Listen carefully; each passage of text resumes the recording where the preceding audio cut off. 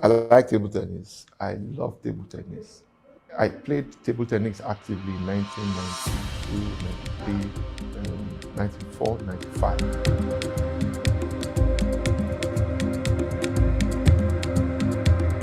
So Lifepage was conceived 2001.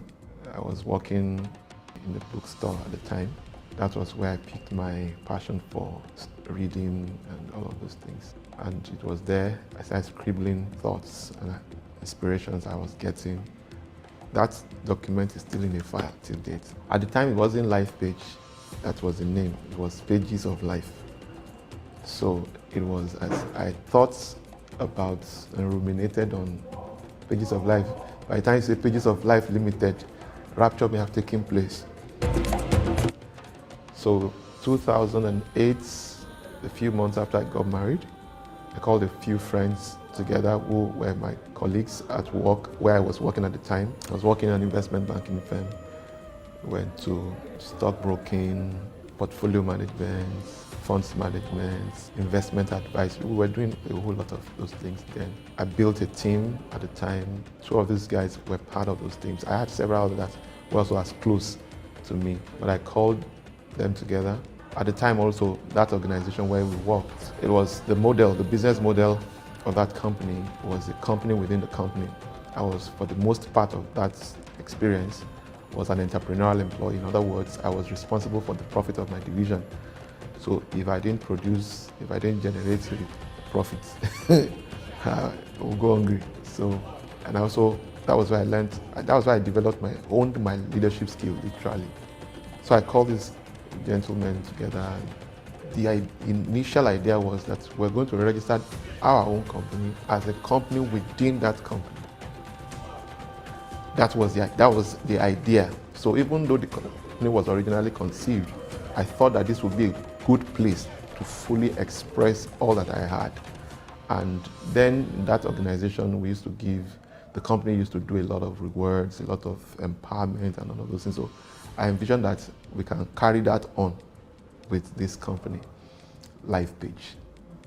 And that was what led to the initial registration of the organization at the time. But as time went on, I knew I didn't want any conflict of interest, so I was focused. It was impossible for anybody to even think I was ever going to leave the company. And I never planned to leave the company at the time. Honestly, I didn't. And so eventually for like 3 years, we didn't operate fully. We're just doing a lot of skeletal, a lot of brainstorming, and all of those things. At the time the company was registered, there wasn't clarity of what particular business, products, and services we're going to render. But by 2012, I ran into an opportunity through another friend of mine who said, there's this 21 acres somewhere. Would we be interested in taking it up along with them? So we will take 10 acres, they will take 11 acres. I said, fantastic. So that was a good opportunity to launch. And since wealth creation is at the core of our purpose, the thought had not always been that it would be real estate alone. It had just been that we do business. But when that opportunity presented itself, that was how we rode on the wing of that opportunity, and that was how we got started. So we started marketing that product, that particular landed property. That was our pilot project. We called it Lifepage Gardens those days.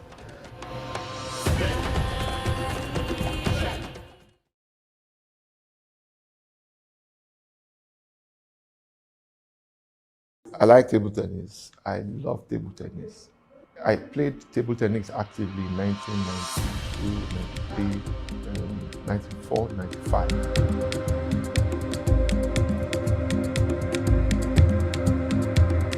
So Lifepage was conceived 2001. I was working in the bookstore at the time. That was where I picked my passion for reading and all of those things. And it was there I started scribbling thoughts and inspirations I was getting. That document is still in a file till date. At the time, it wasn't Lifepage, that was the name. It was Pages of Life. So it was as I thought about and ruminated on Pages of Life. By the time you say Pages of Life Limited, rapture may have taken place. So 2008, a few months after I got married, I called a few friends together who were my colleagues at work where I was working at the time. I was working in an investment banking firm. We went to stockbroking, portfolio management, funds management, investment advice. We were doing a whole lot of those things then. I built a team at the time. Two of these guys were part of those teams. I had several others that were also as close to me, but I called them together.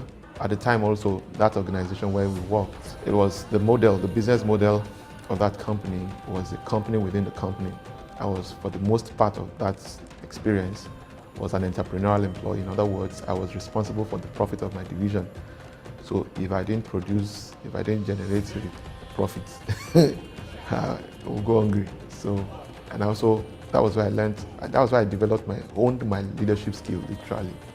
So I called these gentlemen together. The initial idea was that we're going to register our own company as a company within that company. That was the idea. So even though the company was originally conceived, I thought that this would be a good place to fully express all that I had. And then in that organization, the company used to do a lot of rewards, a lot of empowerment and all of those things. So I envisioned that we can carry that on with this company, Lifepage. And that was what led to the initial registration of the organization at the time. But as time went on, I knew I didn't want any conflict of interest, so I was focused. It was impossible for anybody to even think I was ever going to leave the company. And I never planned to leave the company at the time. Honestly, I didn't. And so eventually for like 3 years, we didn't operate fully. We're just doing a lot of skeletal, a lot of brainstorming, and all of those things. At the time the company was registered, there wasn't clarity of what particular business, products, and services we're going to render.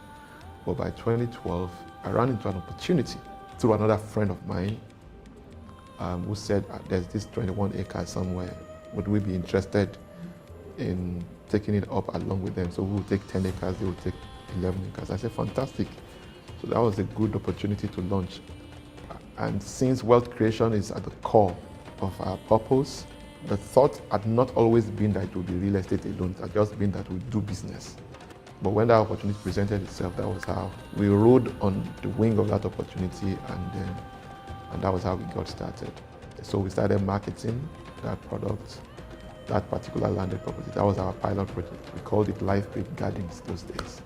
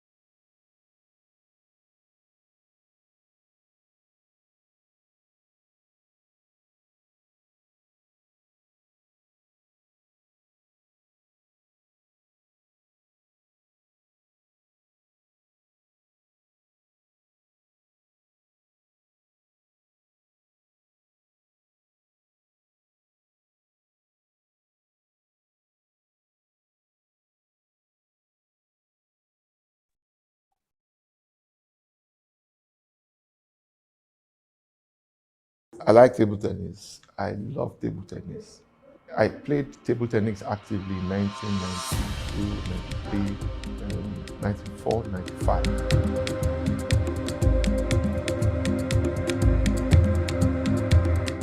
So Lifepage was conceived 2001. I was working in the bookstore at the time. That was where I picked my passion for reading and all of those things. And it was there I started scribbling thoughts and inspirations I was getting. That document is still in a file till date. At the time, it wasn't Lifepage, that was the name. It was Pages of Life. So it was, as I thought about and ruminated on Pages of Life. By the time you say Pages of Life Limited, rapture may have taken place. So 2008, a few months after I got married, I called a few friends together who were my colleagues at work where I was working at the time. I was working in an investment banking firm. We went to stockbroking, portfolio management, funds management, investment advice. We were doing a whole lot of those things then. I built a team at the time. Two of these guys were part of those teams. I had several others who also as close to me, but I called them together. At the time also, that organization where we worked, it was the model, the business model of that company was a company within the company. I was, for the most part of that experience, was an entrepreneurial employee. In other words, I was responsible for the profit of my division.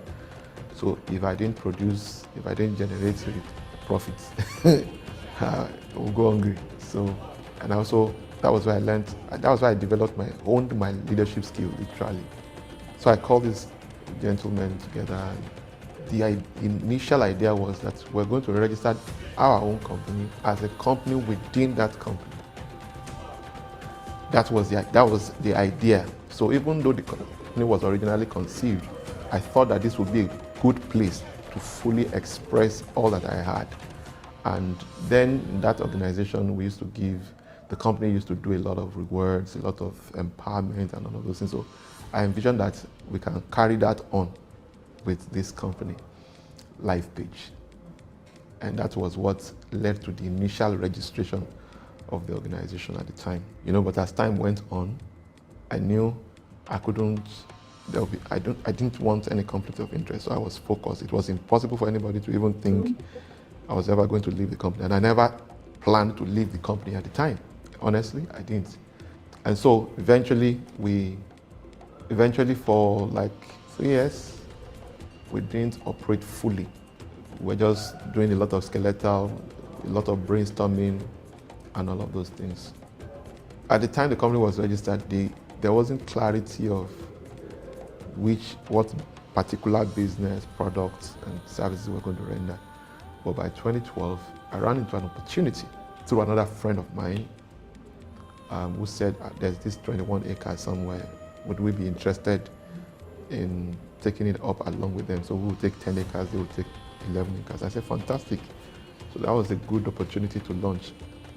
And since wealth creation is at the core of our purpose, the thought had not always been that it would be real estate alone. It had just been that we do business. But when that opportunity presented itself, that was how we rode on the wing of that opportunity, and that was how we got started. So we started marketing that product, that particular landed property. That was our pilot project. We called it Lifepage Gardens those days.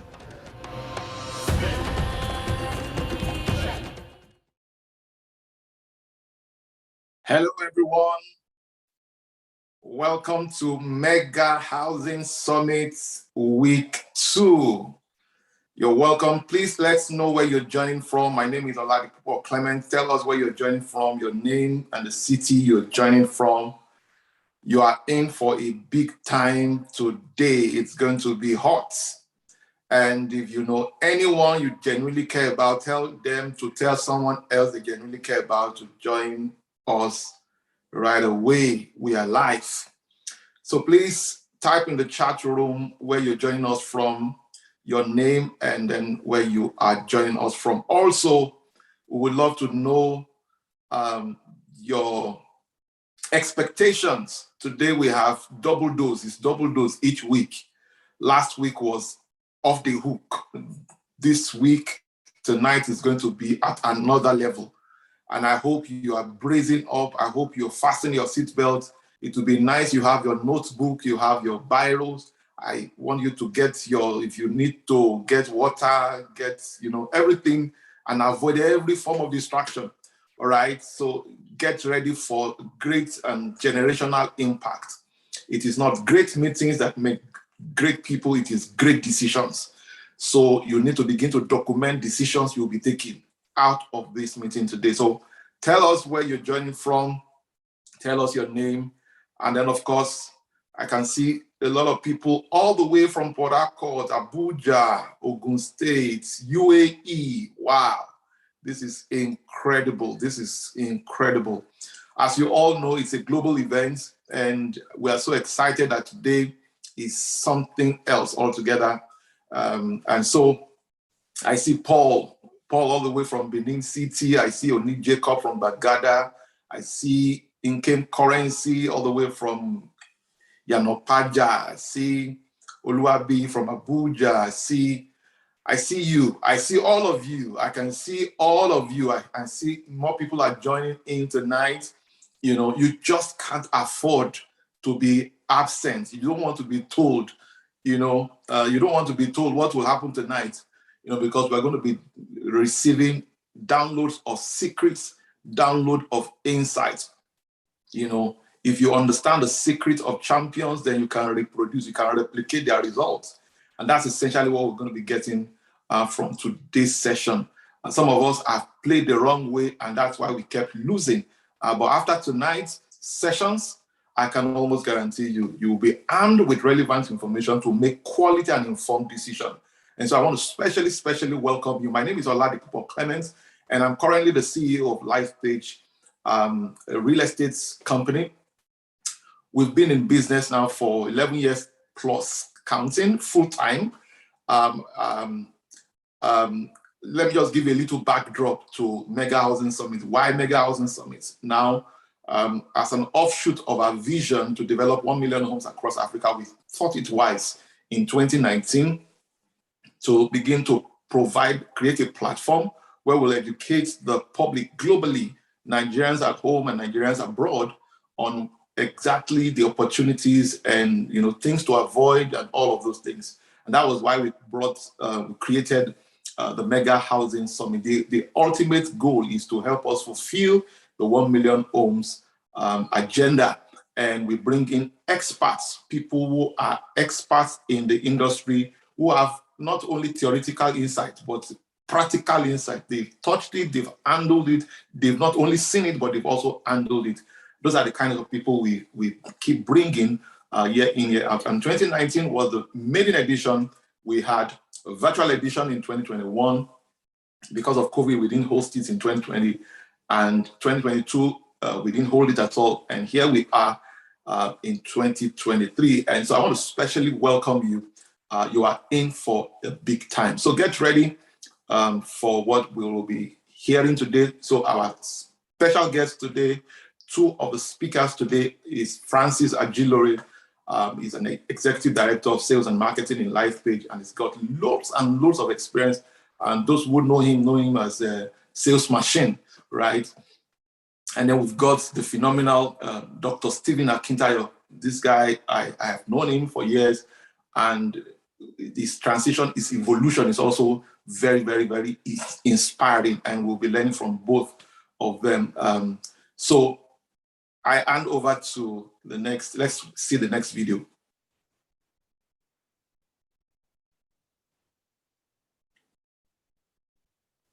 Meet Francis Ajilore, a master in business development, sales and leadership for over a decade.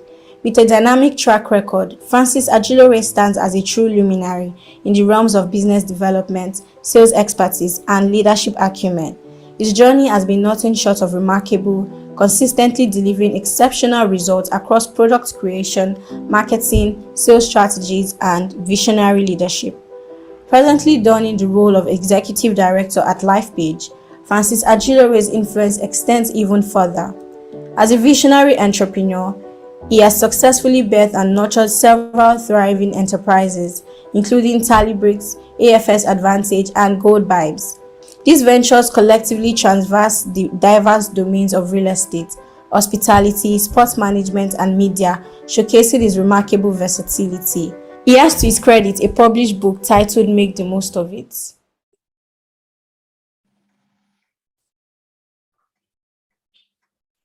All right, over to Mr. Francis Ajilore as he takes us on Shortlet Income and more. Welcome. Thank you very much, Osi. Greetings to all our participants in this Mega Housing Summit. I would like to say big congratulations to everyone who is joining us, because ordinarily, some of the things that will be dished out in the course of this sessions today and that was dished out last week are things that would ordinarily command some level of payment before it is done. Dr. Lumde is the one that says people pay attention when they pay. However, I'm bringing it to our notice just before we get started that even though you are not paying in cash or in kind in the immediate, somebody has paid for it. And it's because we want to make our nation better, we want to make our world better. So regardless of where you are watching from or you are participating in this event, big congratulations once again. So without wasting much of our time, let me get running. So let me quickly run you through some of the things I'm going to be sharing today. Number one, what is Shortlet all about? What is Shortlet Income all about? Number two, we'll be touching on facts and stats and figures about shortlets. Things that are backing it to say, look, is this the new trend and all of that? We will be providing you with a few facts. Also, I'll be sharing practical journey, my practical experience and journey into Shortlet in itself. So be prepared to leverage on that information. You know, like Dr. Lumide will also say that we don't rise up, we are brought up. So if your ability to leverage on some of the information that is going to be shared today, you will get to see that the sky is your starting point. Number four, we'll be touching on where do we really classify shortlets? Is it in hospitality or real estate? We will touch on that today as well. And that's one of the reasons I said it's more of a masterclass, a deep insight. That's what we're elaborating on. Also, ways to earn from shortlets. Are there several ways? Are there just limited ways? We'll be touching on a few of them. Then why shortlets? Why shortlets? We'll be seeing why you should consider it today. Also, we'll be looking at how do I get started? You know, I'm just getting to know about this. Do I need to buy time? What do I need to do before I get started? Then why are some shortlets profitable and some are not? So, which literally gives us an idea that some are doing well while some are not. So, merits of owning and the merit of leasing for shortlets. So that already gives you an idea to say, look, that means it's possible to actually lease to run a shortlet. All of and this and more are things I'll be sharing today. So let's hit the ground running. So what is shortlet apartment? A shortlet is a fully furnished apartment rented for days or weeks. It could be 32 weeks, it could be 20 weeks, it could be 5 weeks.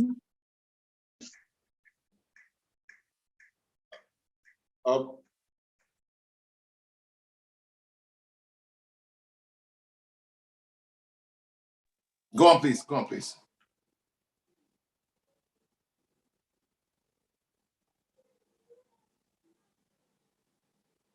I'm not hearing you.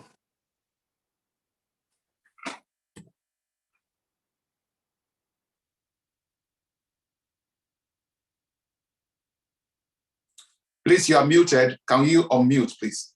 Apologies for that.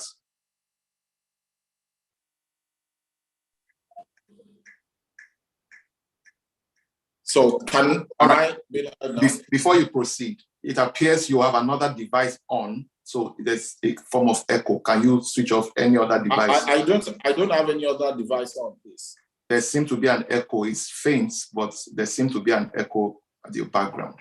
But okay, so let me quickly put this out. Please, we are in for a master class here. I want to strongly recommend that we all mute our devices. If you have any questions, inquiry, whatever, drop it in the chat room and we will attend to it, okay? So to avoid any form of distractions, please let's keep our devices muted. Please, thank you very much. God bless you. Over to you, Mr. So is it a lot better now? Yes, better. Okay, great. So I'll take that again. What is Shortlet apartments? Most of us may have an idea of what it runs or how it runs, but a Shortlet apartment is a fully furnished apartment rented out for days or weeks.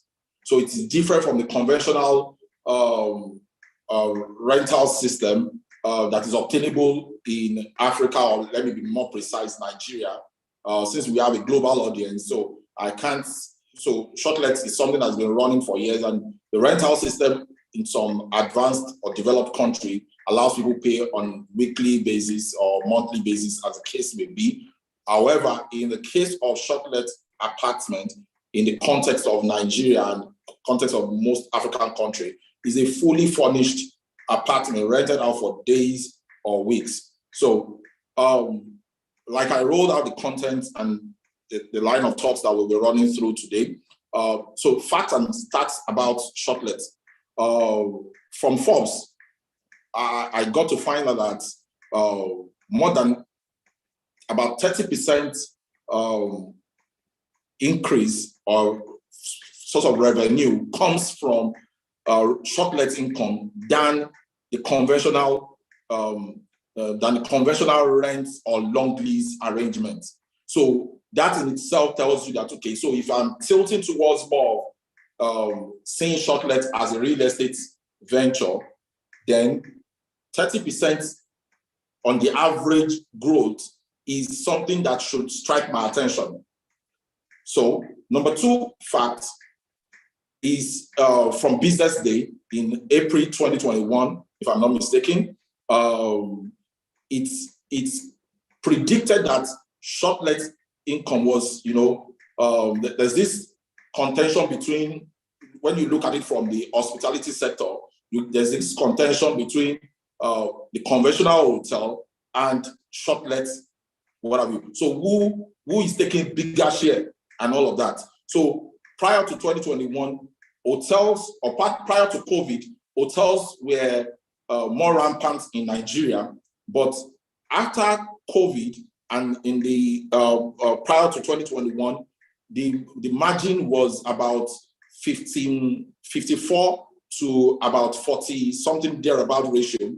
However, between that 2021, March of 2021 and April, May 2021, it grew to 76.3%. Obviously, you will know clearly that it has overtaken the conventional hospitality sector, which is the hotels.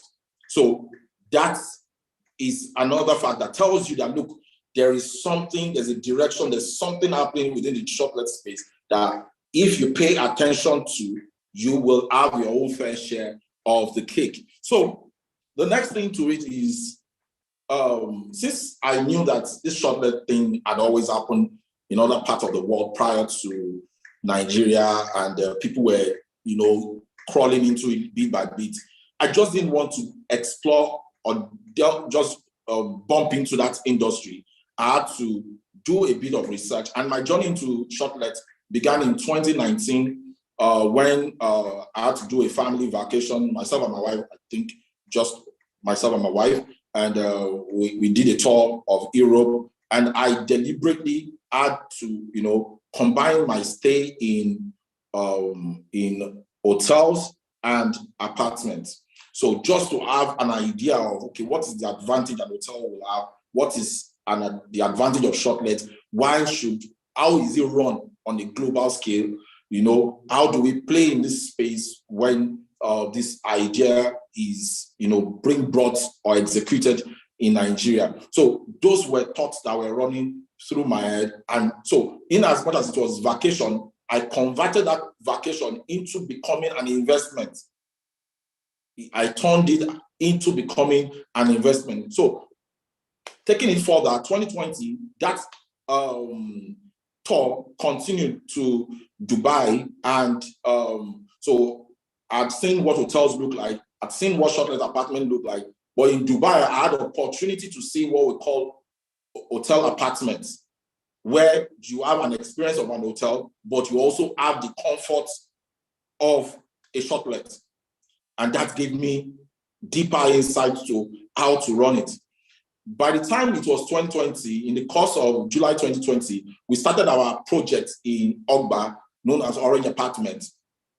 And that project in itself was literally launched me or prepped me into becoming someone who begins to explore the Shortlet business. You know, everybody. So if I were to start my story, I would have said it started 2020, which is what some people will do to say, okay, I had this information in 2023 Mega Housing Summit, and they are hitting the ground running immediately without test running or trying to run. So I started the journey in 2019 by trying to learn via exposure, traveling, and touring other places that some of these things are being tested. So by the time we did our Orange Apartment project, it gave me a good starting point to minimize my risk, as it were, and why you will get to know as we make progress. Number 4th thing in the course of my journey that I'd like to touch on is the fact that the way you treat people will determine the kind of information that will be disbursed to you as well. In the course of 2020, while we're doing that project, I had a pilot friend, or who as at that time was a prospect, but ended up becoming my client. He bought a unit at first and later bought another unit on that same project. But prior to that purchase, he had over 30 units of apartment that even though he's a pilot, he had another source of revenue using Shortlet to achieve it.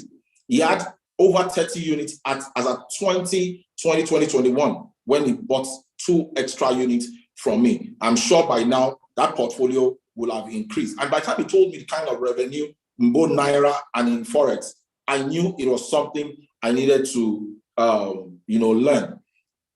And he did put me through. Kudos to him. So I won't come here and say it all fell on my laps. I paid the price for it, but quality relationship also bettered that. So that's my journey. So how do you want to begin your own journey? So the fact that you are in one industry, medical space, you are into fashion, whatever, there's a space, there's room for you within the real estate space. That's the reason why I had to include that as well. No matter what you are doing, you can still make so much money exploring the real estate space. Because of our time, let me keep running. So where do I really classify real estate? Do I classify Shortlet? Is it real estate or hospitality? So you can actually classify it for both, depending on the strategy you are willing to deploy. Also, you could classify it under hospitality, more importantly, if you are leasing the property. We'll touch on some of these things. I need to run quite a number of things I really want to touch on today. So how then do I ways to start earning from Shortlet? Number 1, if you cannot afford to acquire or lease and furnish a unit of apartment for the purpose of Shortlet, the lowest hanging fruit, the low hanging fruit for you is to refer. Options like this are available on Airbnb. So without you owning one, you can go on Airbnb and with the permission of whoever owns that, who have listed that property, you can collaborate with them and share your link and invite people. And before you know it, you are earning. You can do more research in that regard. You could also collaborate with people who own such properties to say, okay, yes, since you're rendering this much service. As a matter of fact, as of today, someone who I had to refer to another apartment because we were overbooked, had to got to know about our apartments and was asking that he would like to know where our apartment is and come and do inspection. So somebody who already has is still collaborating, much more if you don't have one. So nothing is stopping you from earning from this rich and rich, platform, which is Shortlet. The number two option that you could, do is last week, Tidy Cash spoke and he said something about, say you grow wealth through landed property, but you live in wealth, you live wealthy through apartments. One of the ways you could do this, if you don't have funds as well to start or to acquire or lease and furnish, one of the innovative ways to do so is through land banking. I will leave Dr. Stephen Akintayo to talk more about land banking, but from personal experience, I didn't start from Shortlet. I started some of my journey in real estate space 10, 11 years ago, 2012, when we had to buy land. The land that was bought back then, even if it was half plot, is what are appreciated by well over 500% as a date. Landed properties that I banked in 2017 and appreciated in Gwagwalada, Abuja, as of today, it has appreciated by over 500%. And that's me being conservative. So there are ways you could strategically grow your wealth and leverage those asset portfolio to finally be able to take advantage of what you really need to do. So when the desirable is not affordable, the affordable becomes the desirable, especially if you become more strategic about it. So I will leave land banking methodology and other various real estate opportunities that you could leverage on to grow your money to be able to now take advantage of Shortlet business. The number three option is for you to lease, furnish it, and list it out. Lease, furnish, and list it out. I won't spend too much of time on that. The fourth option is for you to buy, furnish, and list it. Buy, furnish, and list it. 5 is you could explore co-ownership. Yourself and a few friends could come together to say, okay, we can't buy, if I can't buy a unit for myself, on our way to owning one, can I co-own with my friends? You could explore that opportunity as long as it's steady cash flow that is your core objective, which Shortlet helps you to achieve. Number 5 is acquire and outsource. So when you buy the property, you outsource it to a management company if you can't manage it yourself. So why Shortlet in the first place? Why Shortlet? Does it tick the box for me? Does it tick my primary objective? So why Shortlet? Number 1, if you're thinking steady cash flow, then Shortlet is a good one for you. If retained value, if you want the way you acquired your apartment, you furnished it, you decorated it, you made it look very appealing and attractive. If you want to maintain it that way, consider Shortlet. Because if you do the conventional lease, this tenant will come there today, we'll nail this on the wall, we'll gum this on the wall, we'll change switch without maintaining the quality and standards that you want to retain. Then more importantly, you also know that if you want to do conventional, and this relates to steady cash flow, sometimes you collect rent upfront for the conventional rent, but you may have deployed the funds before a real need where you need cash comes in.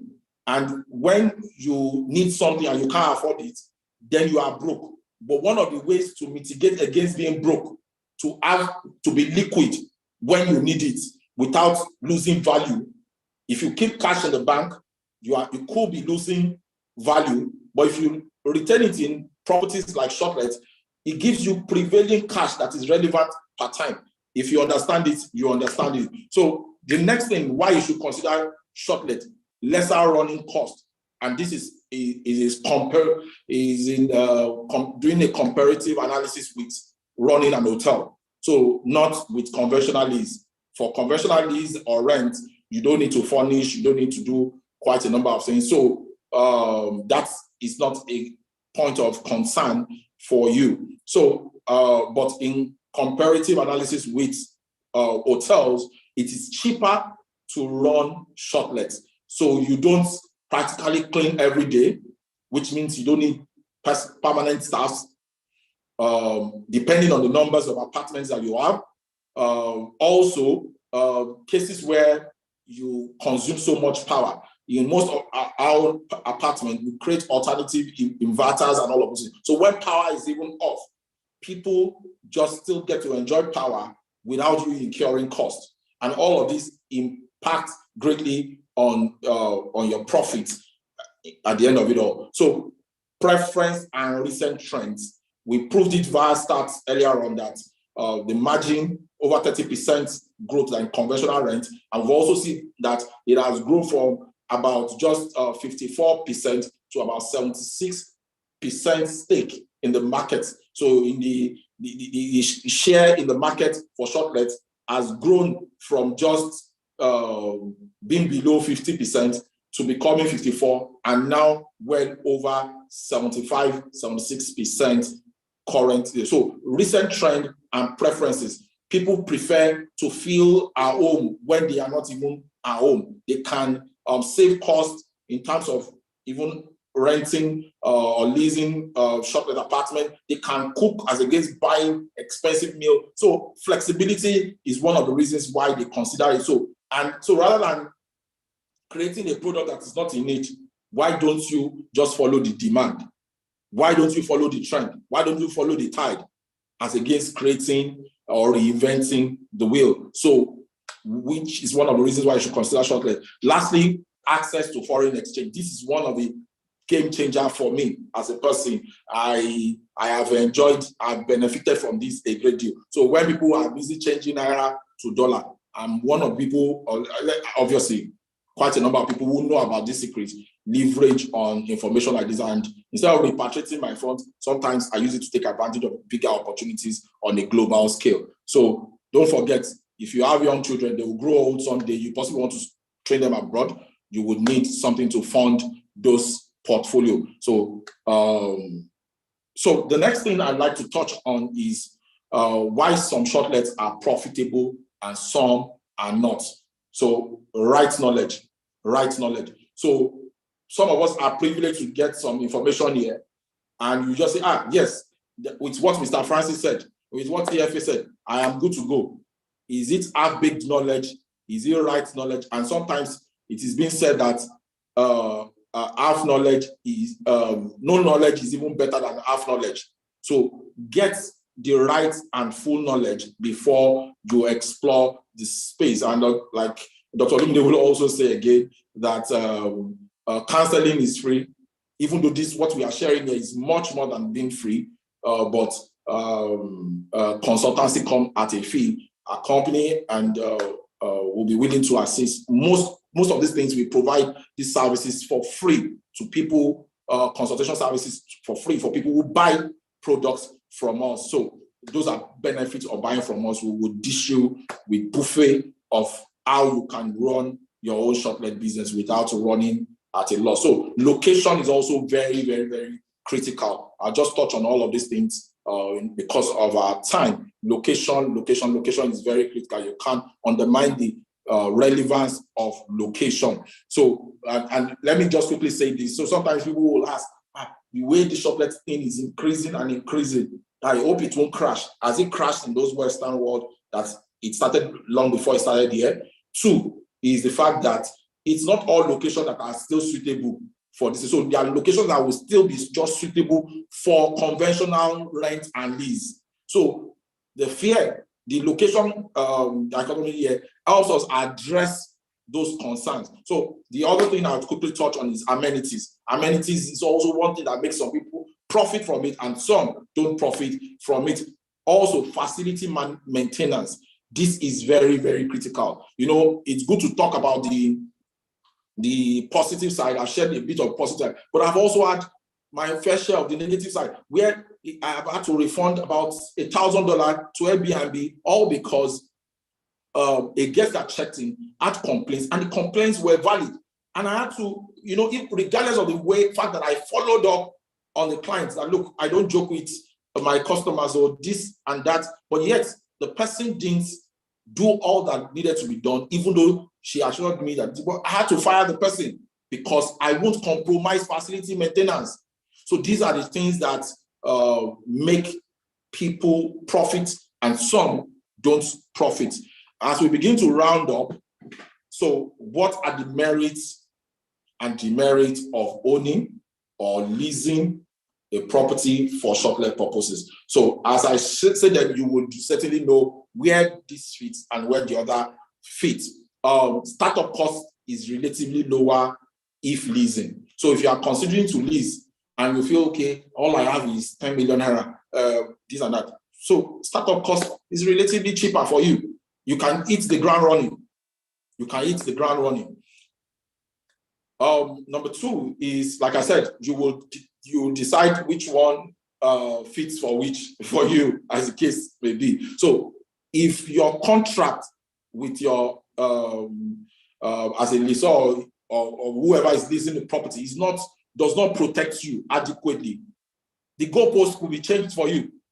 The goalpost could be changed. So if you have invested so much in that property and you leased it, but you didn't protect yourself in the agreement you signed with who leased the property to you, the consequence is that the property could be taken away from you while the person leases it off to somebody else at a premium rate.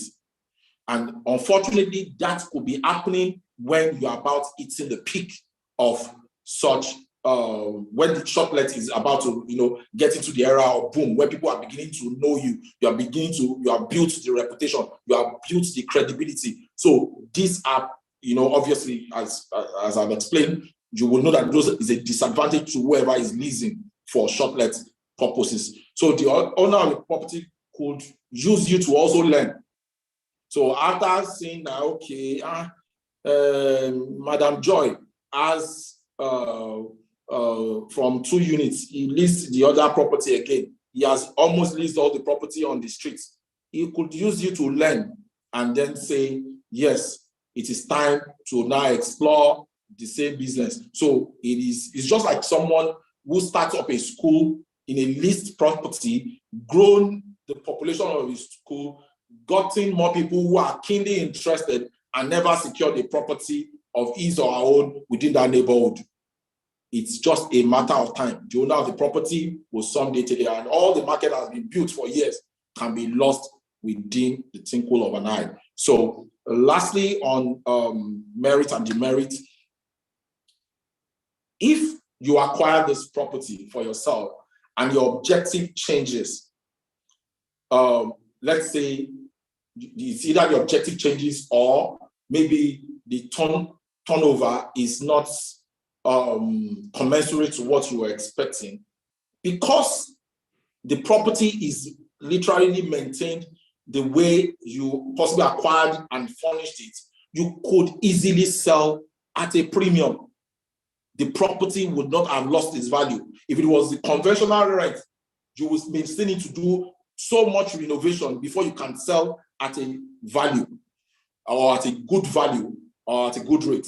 Either way, real estate will always appreciate, but people will still be able to see the quality that property offers you. And this is where I'll be rounding up, and possibly towards the later part of the program, there are questions, I'll be glad to attend to it. So with this few points of mine, I hope I've not been able to confuse you. Rather, I've been able to convince you that you should consider, investing into shortlets in Nigeria, whether you are within Nigeria or not. The market is ripe and growth is inevitable. Thank you all. Thank you very much, Mr. Francis. Mr. Kwe, before you come on, there was one more part you did not touch, how to get started. I was following everything that you were sharing. Okay, so how to get started, primarily seek knowledge. You seek knowledge. If you need to go for consultation, do so. If you need to do research on where, that's for those who possibly want to buy or who want to lease. But for those, I did mention the low-hanging fruit is to collaborate with those who have. I usually tell people that if I write 200 million on paper and I saw that there's a mistake, in execution, the best I can do is to cancel it. So if I cancel it, I've only lost a bit of the ink and the paper. But collaborating helps me to gain hands-on experience on how to get started. So it goes beyond theory. You get to see that, okay, it's not just about what is being said, it's about how it is done on a daily basis. So that's the lowest hanging fruit. Then before consultation, and which better consultation is the one that you are witnessing yourself. But all things being equal, there are persons who have cash on ground and who want to maximize. There are things that if I give the trade secrets, what will we be doing? You will win in your medical space, you will win in your fashion business, and you come and still be chancing us and dragging. But when you come for consultation, we will be glad to assist. Thank you very much.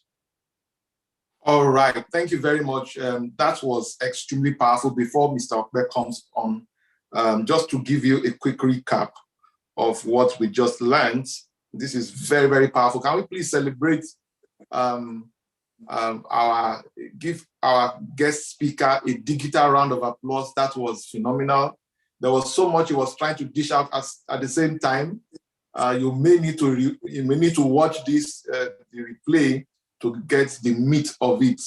It was very, very, very powerful. So a few things he gave us. He went on to talk about what Shortlet really is. I'm not going to define it. Go watch the replay. He went on to share with us the facts and stats about Shortlets, talking about the market share, how that Shortlet now accounts for 76.3% of the market share within the hospitality real estate space. He gave us his practical journey and experience in the Shortlet space, what brought him into Shortlet space. His trip to Europe, Dubai, and his relationship with a pilot friend was what gave him the push to get started. He talked about where do you exactly classify Shortlet? Is it real estate or is it hospitality? And he said it is both. It all depends on the dimension. Everything is still real estate, whether it's hospitality or Shortlets. All right. And then he went on to talk to us about ways to earn from Shortlets, the repertoire of insights that he shared there. But fundamentally, he says that even if you don't have the means, you can start building up with land banking, leverage that to build other things that can give you cash flow, referring to what Tadeka shared with us last week. And then he went on to talk about you can lease, furnish, and then list out. And he mentioned that you can buy, furnish, and then you can list out. And then he also mentioned you can explore co-ownership with friends and families. And then he also did talk about acquire and outsource to a management company if you don't have that expertise. Then he went on to talk about why Shortlets. And then he said, if you are thinking steady cash flow, then Shortlet is ideal for you. If you want to retain value and standard for your property, say Shortlet is for you. Then if you are thinking of that, the fact that Shortlet has lesser running costs comparable to traditional renting your property and even hotel management. All right. He also mentioned that recent trend and preferences show that Shortlet is the way to go. And then he talked about access to foreign exchange earning. So you can actually be in Nigeria, own a property in Nigeria, and be earning in dollars, earning in pound sterling. That's pretty much what he was sharing there. And then he went on to talk about why some Shortlet do well and others do not. Principally, he said right knowledge. He mentioned location is critical, and he mentioned amenities and quality finishes. And then, of course, he went on to talk about facility management and maintenance. And then he also went on to talk about the merits and demerits of leasing versus owning the property you want to use for Shortlets.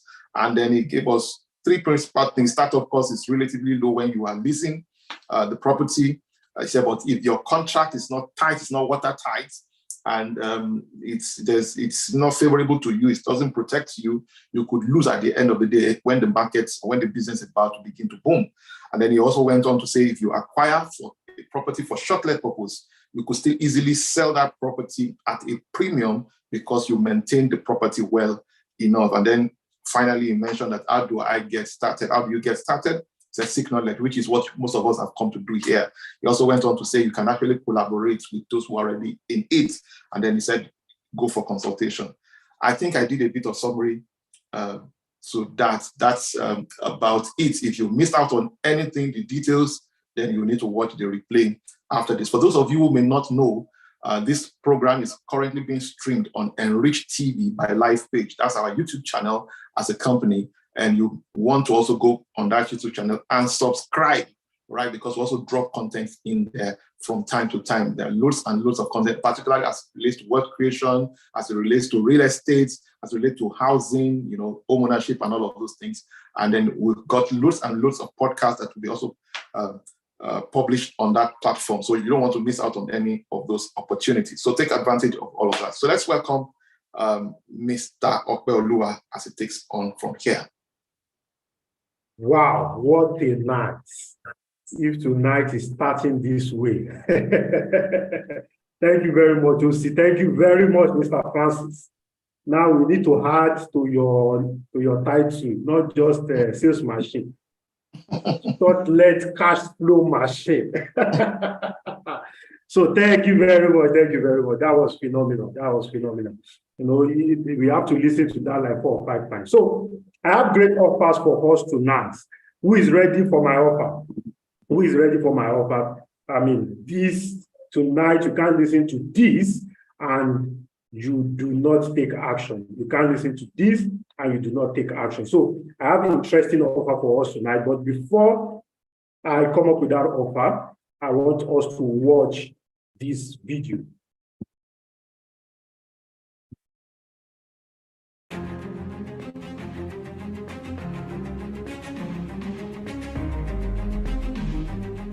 There's a story of revelation, commitment, and sacrifice.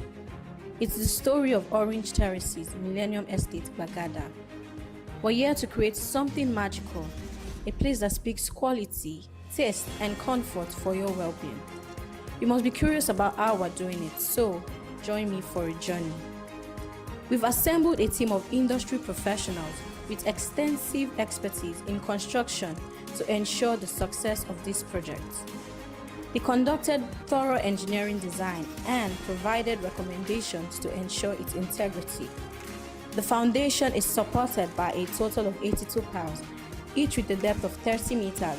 In addition, we've conducted rigorous pile integrity tests to ensure the suitability of every material and its capacity to bear the weight that will be placed upon it. Rest assured, we pass with flying colors. Every detail you see is a result of meticulous planning and accuracy, from the foundation all the way up to this stage. Your comfort is our top priority, and your peace of mind is guaranteed here at Orange Terraces. But our journey towards grandeur and style doesn't end here. Orange Terraces, where comfort thrives.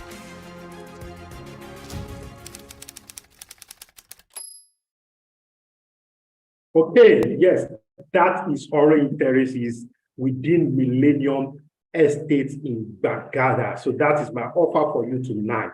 So that project, is moving at a massive speed right now, and it's going currently for 110 million naira.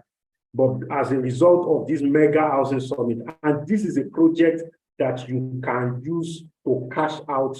Talking about Shortlet, it can serve massively for Shortlet, even though it's a 4-bedroom duplex. Yes, you can see the picture. In fact, these are live pictures, the ongoing construction that you can see on your screen right now. In fact, the level of work has passed this level. Yes, it has passed this level, but these are live pictures of the project. The integrity of the building, the quality is phenomenal, and is within a built-up environment already.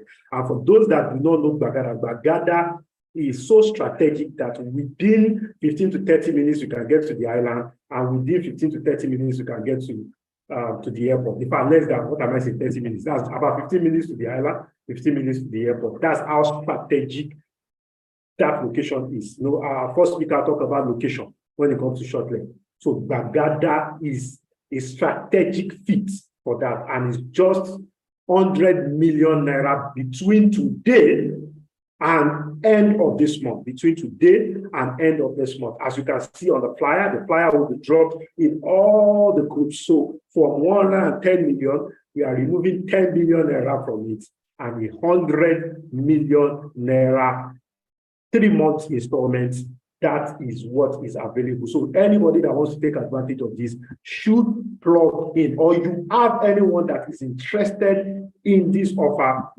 tell them to plug in right now. We've not dropped this price in a very, very long time. So this is a strategic opportunity for people to plug into it. And the beautiful thing is this property will give you, you'll be cashing out consistently. The rental, in fact, if you just want to rent it out, phenomenal rental income. If you now want to use it to do shortlet, it can fund your lifestyle conveniently, like the last week. So that is my offer for you tonight on Orange Terraces, Bagada. So can I have Gwagwalada, please?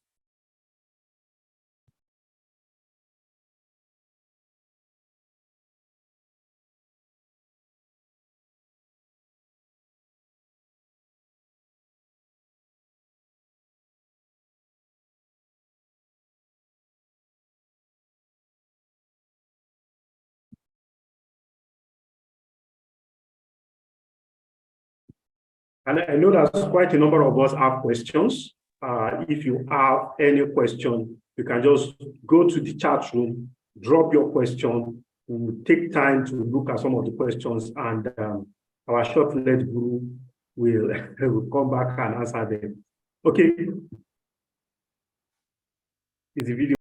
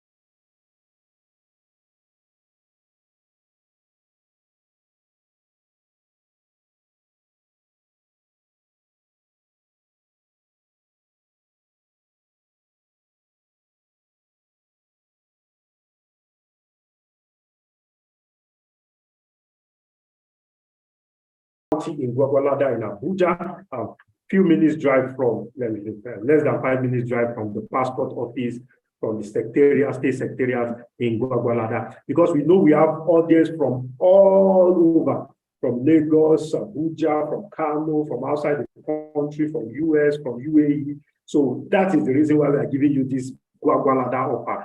Title C of O. If you are thinking of land banking, you are thinking of buying land to build. And you know, one of the things our first speaker, the strategy our first speaker shared today was how he started his real estate journey. So if you are looking at, oh, I can't afford to do 100 million naira property, can you afford to start with land? So that project, the actual price is 3.55 million naira. But for this, from today, this mega housing summit, it is going for 2 million naira. So for anybody that is interested in the first offer or is interested in the second offer, all you need to do tonight is to send "I am interested in the offer" to 090-6000-5747. Just text that number 090-6000-5747.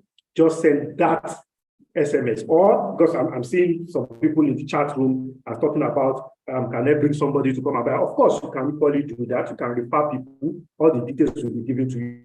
You can equally send that message to, and you will be guided on how you can take advantage of this offer. So this, especially for the housing, you have you need to be very, very, very fast. I'm very sure some people their fingers are typing right now as I'm talking to you. So let your finger be doing the work right now. Make all the inquiries. The documentations are tight. The location are awesome. Rental income phenomenal. Take advantage of all these offers right now, and you will thank us forever for it. Okay, thank you very much. So those are the offers that we have available for us right now. So let me go back to OC. You still see my face after the second speaker.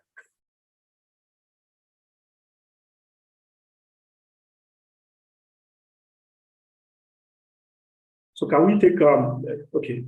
We have OC. All right, so I'll come back shortly. Can we play the Lifepage story again? And then we'll come back. We'll be bringing up the next speaker shortly.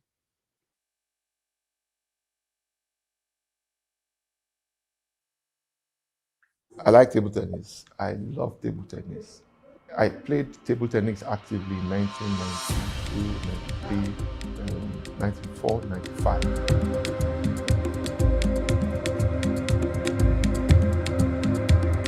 So Lifepage was conceived 2001. I was working in the bookstore at the time. That was where I picked my passion for reading and all of those things. And it was there I started scribbling thoughts and inspirations I was getting. That document is still in a file till date. At the time, it wasn't Lifepage, that was the name. It was Pages of Life. So it was as I thought about and ruminated on Pages of Life. By the time you say Pages of Life Limited, rapture may have taken place. So 2008, a few months after I got married, I called a few friends together who were my colleagues at work where I was working at the time. I was working in an investment banking firm. We went to stockbroking, portfolio management, funds management, investment advice. We were doing a whole lot of those things then. I built a team at the time. Two of these guys were part of those teams. I had several others that were also as close to me, but I called them together. At the time also, that organization where we worked, it was the model, the business model of that company was a company within the company. I was, for the most part of that experience, was an entrepreneurial employee. In other words, I was responsible for the profit of my division. So if I didn't produce, if I didn't generate profits, I would go hungry. So, and also, that was where I learned, that was where I developed owned my leadership skill, literally. So I called these gentlemen together. The initial idea was that we're going to register our own company as a company within that company. That was the idea. So even though the company was originally conceived, I thought that this would be a good place to fully express all that I had. And then in that organization, the company used to do a lot of rewards, a lot of empowerment and all of those things. So I envisioned that we can carry that on with this company, Lifepage. And that was what led to the initial registration of the organization at the time. But as time went on, I knew I didn't want any conflict of interest, so I was focused. It was impossible for anybody to even think I was ever going to leave the company. And I never planned to leave the company at the time. Honestly, I didn't. And so eventually for like 3 years, we didn't operate fully. We're just doing a lot of skeletal, a lot of brainstorming, and all of those things. At the time the company was registered, there wasn't clarity of what particular business, products, and services we're going to render. But by 2012, I ran into an opportunity through another friend of mine who said, there's this 21 acres somewhere. Would we be interested in taking it up along with them? So we will take 10 acres, they will take 11 acres. I said, fantastic. So that was a good opportunity to launch. And since wealth creation is at the core of our purpose, the thought had not always been that it would be real estate alone. It had just been that we do business. But when that opportunity presented itself, that was how we rode on the wing of that opportunity, and that was how we got started. So we started marketing that product, that particular landed property. That was our pilot project. We called it Lifepage Gardens those days.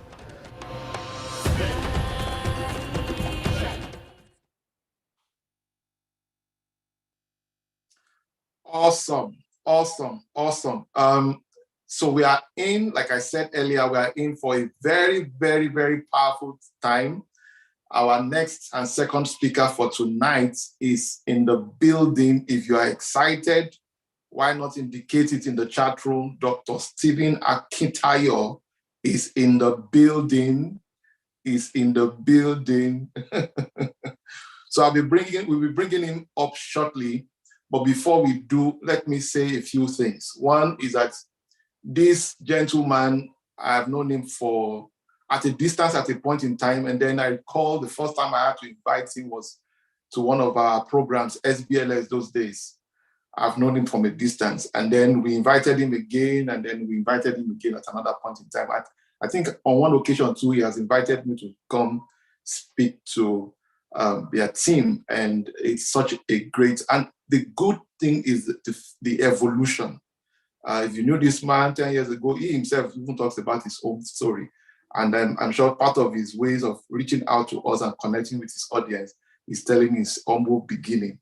And it's very, very inspiring. So his evolution has been nothing short of a miracle, nothing short of divine, and nothing short of divine strategy too. So I believe God has brought him up, raised him for such a time as this. So if you're really, really excited, brace up again. If the first session was like this, last week was like this, I wonder what this one will look like. Oh.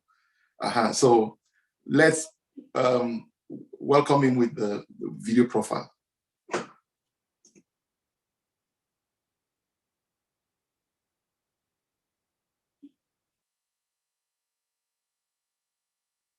Dr. Stephen Akintayo is Africa's most influential investment coach.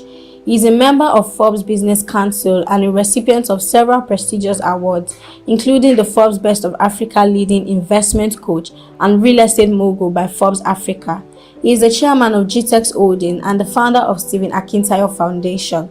GTEX Holding is the mother company of 11 subsidiaries with a highly innovative and young workforce. Dr. Stephen Akintayo is also the host of the Global Property Brokers Conference, the largest brokers conference in Africa, now renamed as the Global Wealth Festival. Several renowned speakers like Grant Cardone, Ryan Serhant, Dr. John Maxwell, and others have been brought on the platform.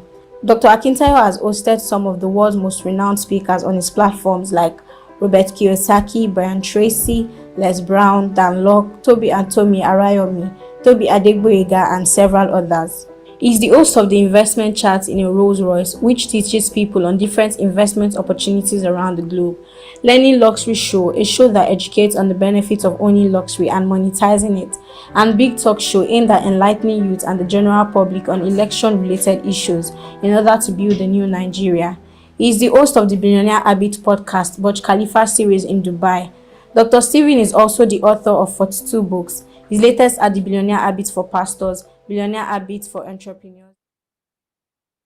All right, so with a digital round of applause, let's welcome Dr. Stephen Akintayo.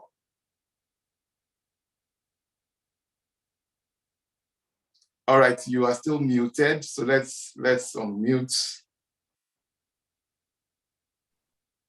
Hello, everyone. It's good to be here, and thank you for having me.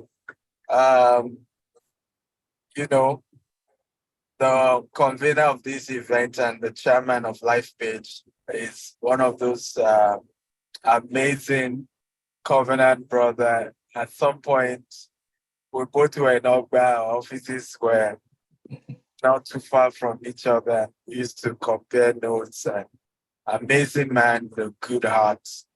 And one of those people that's purely genuine. And for me, I love people who are real, not faking it. Just be yourself. And it's just one of those awesome people. So help me celebrate our chairman, Oladipupo Clement. Come on, everybody, put your hands together for him. And his amazing team at Lifepage Group. Okay, help me celebrate them. Oh, great. I can see some of you clapping. It's always important to celebrate grace so that you will not be disgraced, right? So people who have enjoyed that, you want to celebrate them. I'm Stephen Akintayo, and it's good to be here. I'm going to be sharing with you on land banking. Fortunately or unfortunately, I'm on the road. It's serious. And my partner, we just finished doing an open house for 20 units of 3-bedroom townhouse in Valdosta, state of Georgia. It's about 3 hours drive from Atlanta. So we're just, driving back. but I have to be here when your chairman, summons you dare not say you cannot come. So I'm here. So if we have to do it in the car, whatever happens, has to happen. But that's also the power of relationship. There are a lot of powerful people than him who cannot make me do this. But when relationship exists, right, you remember where you're all coming from. And so you have to make adjustment and make room for such people. The conversation is land banking, and my journey started some years back. I've been in real estate for over 15 years, about 15 years. I used to be a property broker, agent, we call it here in the US, and sell for companies and get commission. I remember at some point, 2012, I'd opened my office in Ikeja. We will do flyers. And this is very powerful for all of you who are listening to me, because there's a scripture that says, if you are not faithful in that which is another man's, who will give you your own? I own my company, yet I will do flyer, marketing another man's estate. Use my money to do the flyer. I remember then in Kenya along, we have people who sell magazines and newspaper. Pay them to put each of those flyers, those things, just to promote. And I remember one of the days was the days of BlackBerry. I would do BlackBerry, and I'd always be a good writer. I will write and motivate. And at the end of the day, now say, oh, you can buy property, invest. And my first client then, we had never met. We met the day she came to pay. That was how good, my articles were. I would do WhatsApp broadcast. I just broadcast. The last paragraph would now be the offer that I have for the day. And it was looking good. But at some point, I started having issues. I remember one of the clients she had bought, the company said they were going to give us survey and some other payments. And my business was having some challenges then. So I put myself into a 21-day fasting, left the office, locked the place, couldn't even renew direct. So just locked the office, was at the mountain. I'd gone to my church,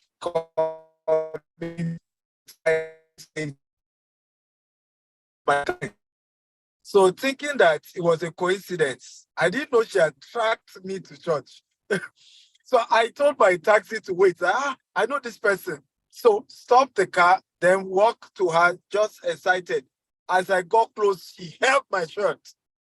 I started shouting, Egba mio, Egba mio. And people started gathering. Like, what happened? I paid him for land.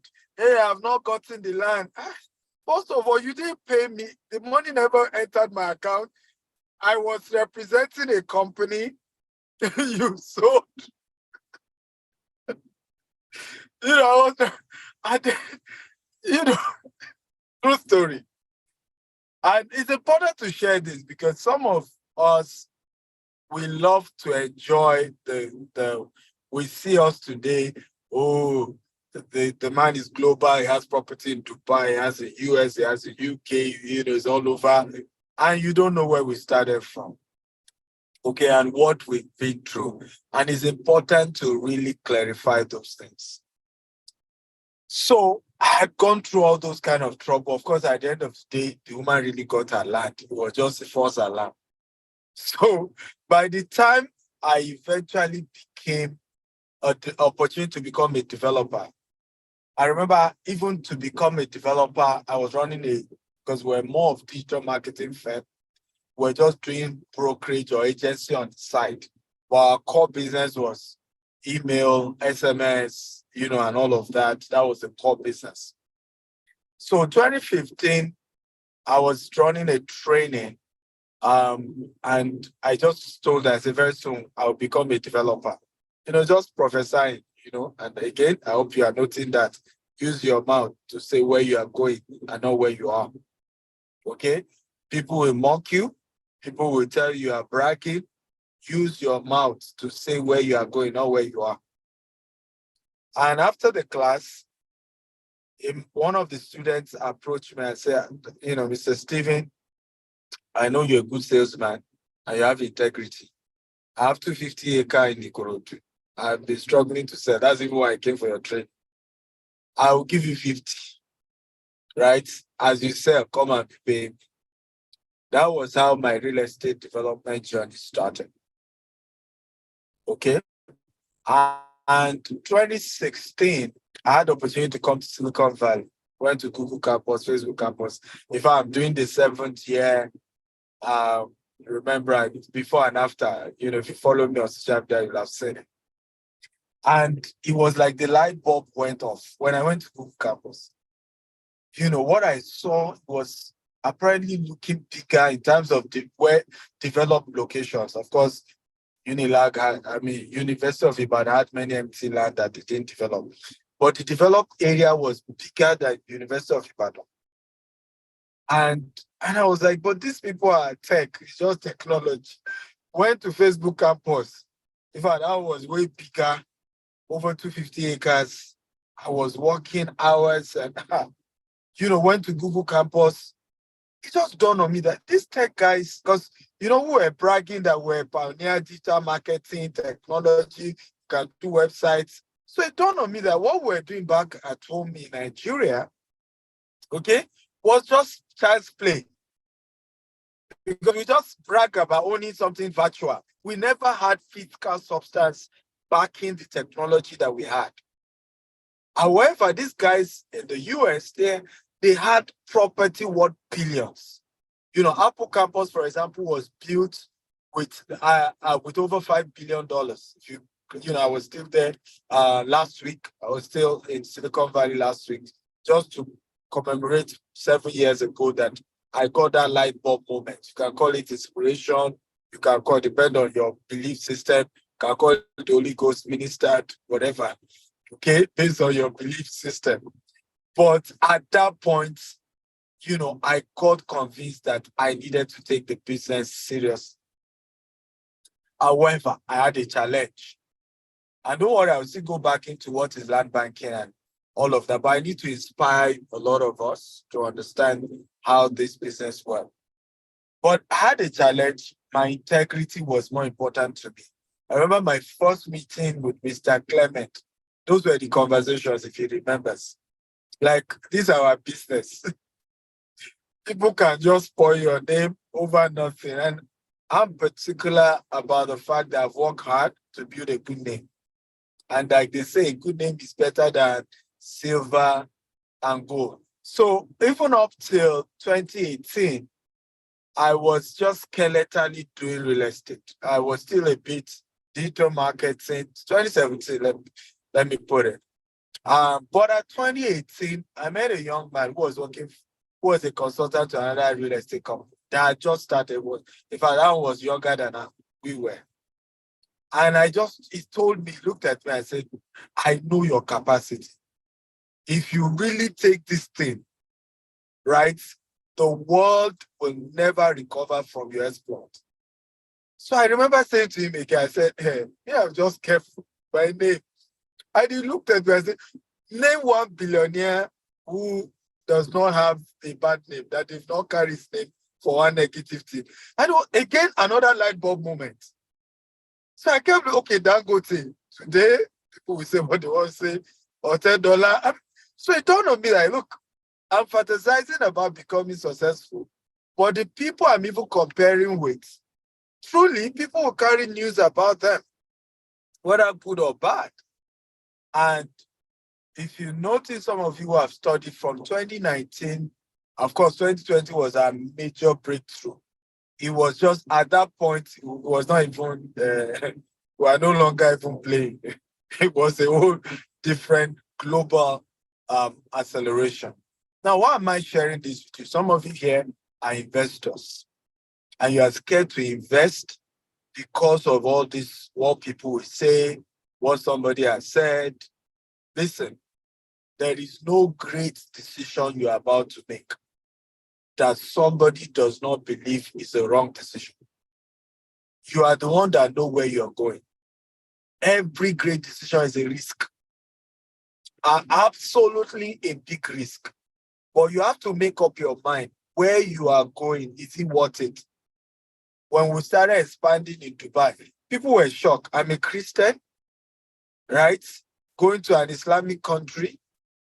Everything just look opposite. But guess what? Our first year in Dubai, we did far more than we did our first 7 years in Nigeria.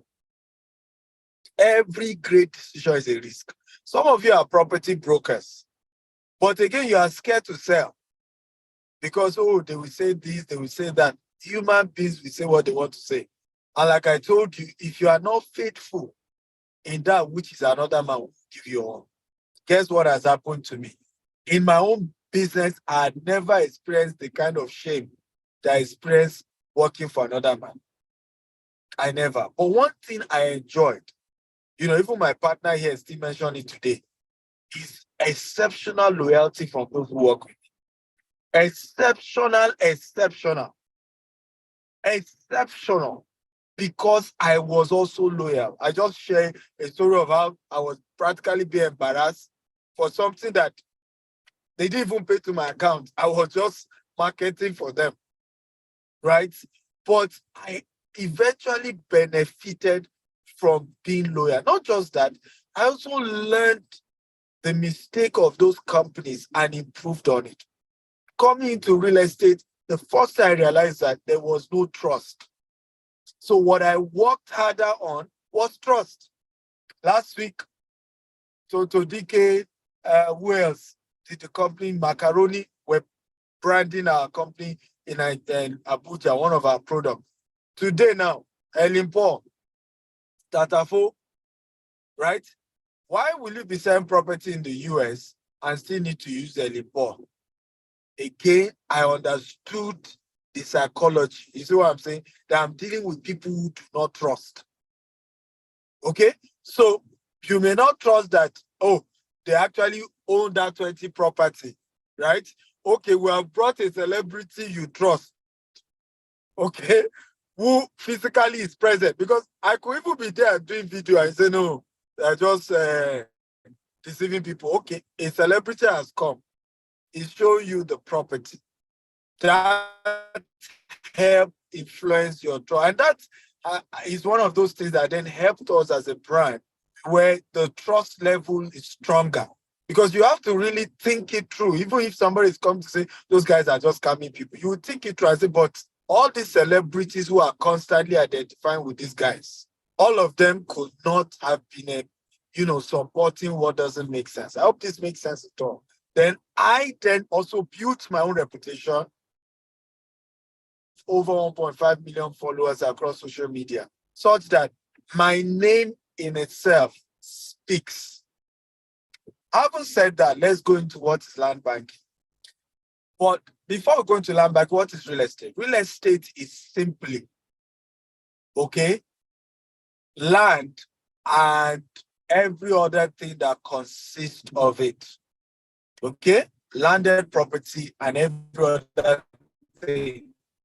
Both the land and what is on the land, above the land, beneath the land. And so, by this definition, what you notice is occurring is land. Meaning that if you do not really understand the concept of land and how it works, you can't say you understand real estate. And this doesn't matter whether you're an investor or you're a broker. Okay?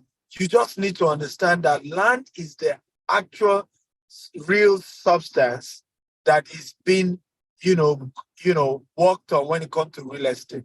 Now, what is land banking?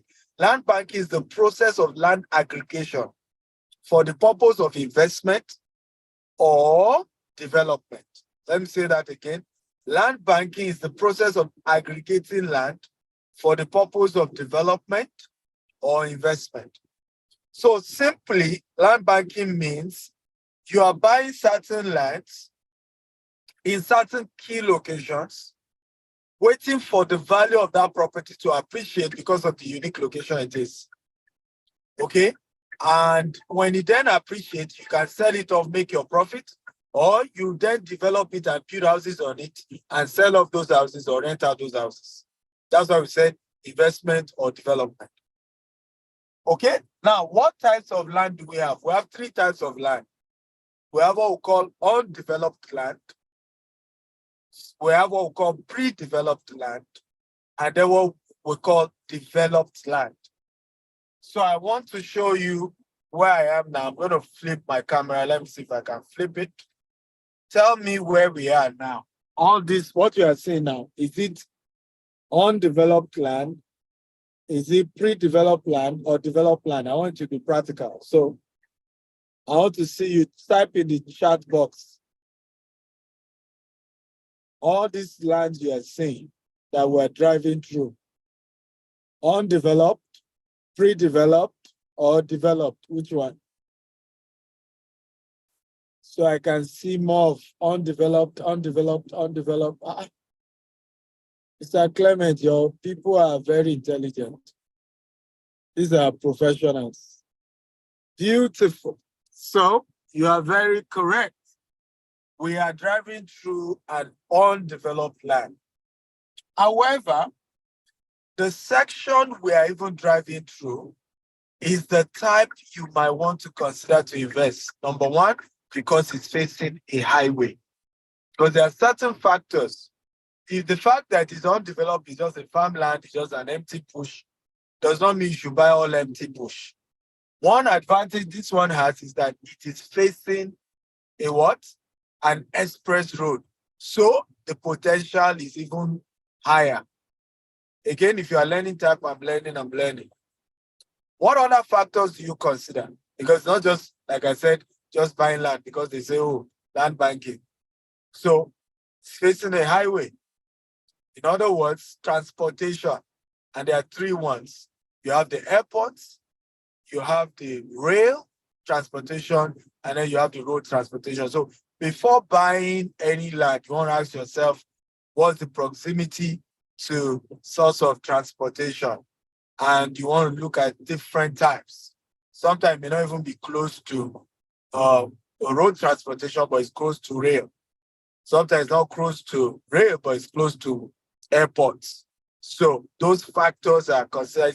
You see, one of the advantages that Ikeja has till tomorrow, even Ikeja GRA. And that's why you notice, as of today, how many of you noticed that Marriott Hotel was open practically a year ago? And it's almost always booked. And you'll be wondering what's going on, meaning there's already deficit. Okay? And you have so many hotels on the island, even though people prepare island to mainland. But a lot of the hotels on the island are still empty compared to the ones in Ikeja. Why? Even when people are living on the island, sometimes they want to just lodge in the hotel close to the airport so that they don't miss their flights. Are you guys learning? Again, if you're learning type, I'm learning. Number 2 factor you want to consider is educational. So is it close to the university? Like the property we just did the open house for here in Valdosta, in state of Georgia, is close to Valdosta University. In fact, facing the theater arts, it's close to the Air Force Base. So these are factors. You see, Air Force is air, isn't it? University educational. So even though it's not Atlanta, but because this particular city has all those factors, then it becomes a good location to invest in. So educational. Number 3, there are many, but I'm just going to stop at number 3. Created environment. Created environment. This is one of the biggest strengths of GText. When we started, I realized that many of the lands we are doing in Nigeria, you are the one to create what will make the value to go up. So if you are waiting for educational, very good road, airport, or right? So, you have to, and that's why, see, tomorrow, I'm always a big fan of big property. I remember here in the US when we the new property we have in Houston is 40 acres. And I was with one of my friends, and I was telling her about the property, it's $5 million. The guy said, can't you do all this 10 units, 20 units, 30, all this 40 acres? How you this guy? And he was just like, you this guy. But for me, I've been used to that in Nigeria. An average of my estate, I think the list is maybe 20, but most of it are 50, 100, 200, 500, like that. And the reason why I go for large quantity is because the intention is to do what we call created environment. Okay? Put a golf course there, put a polo club.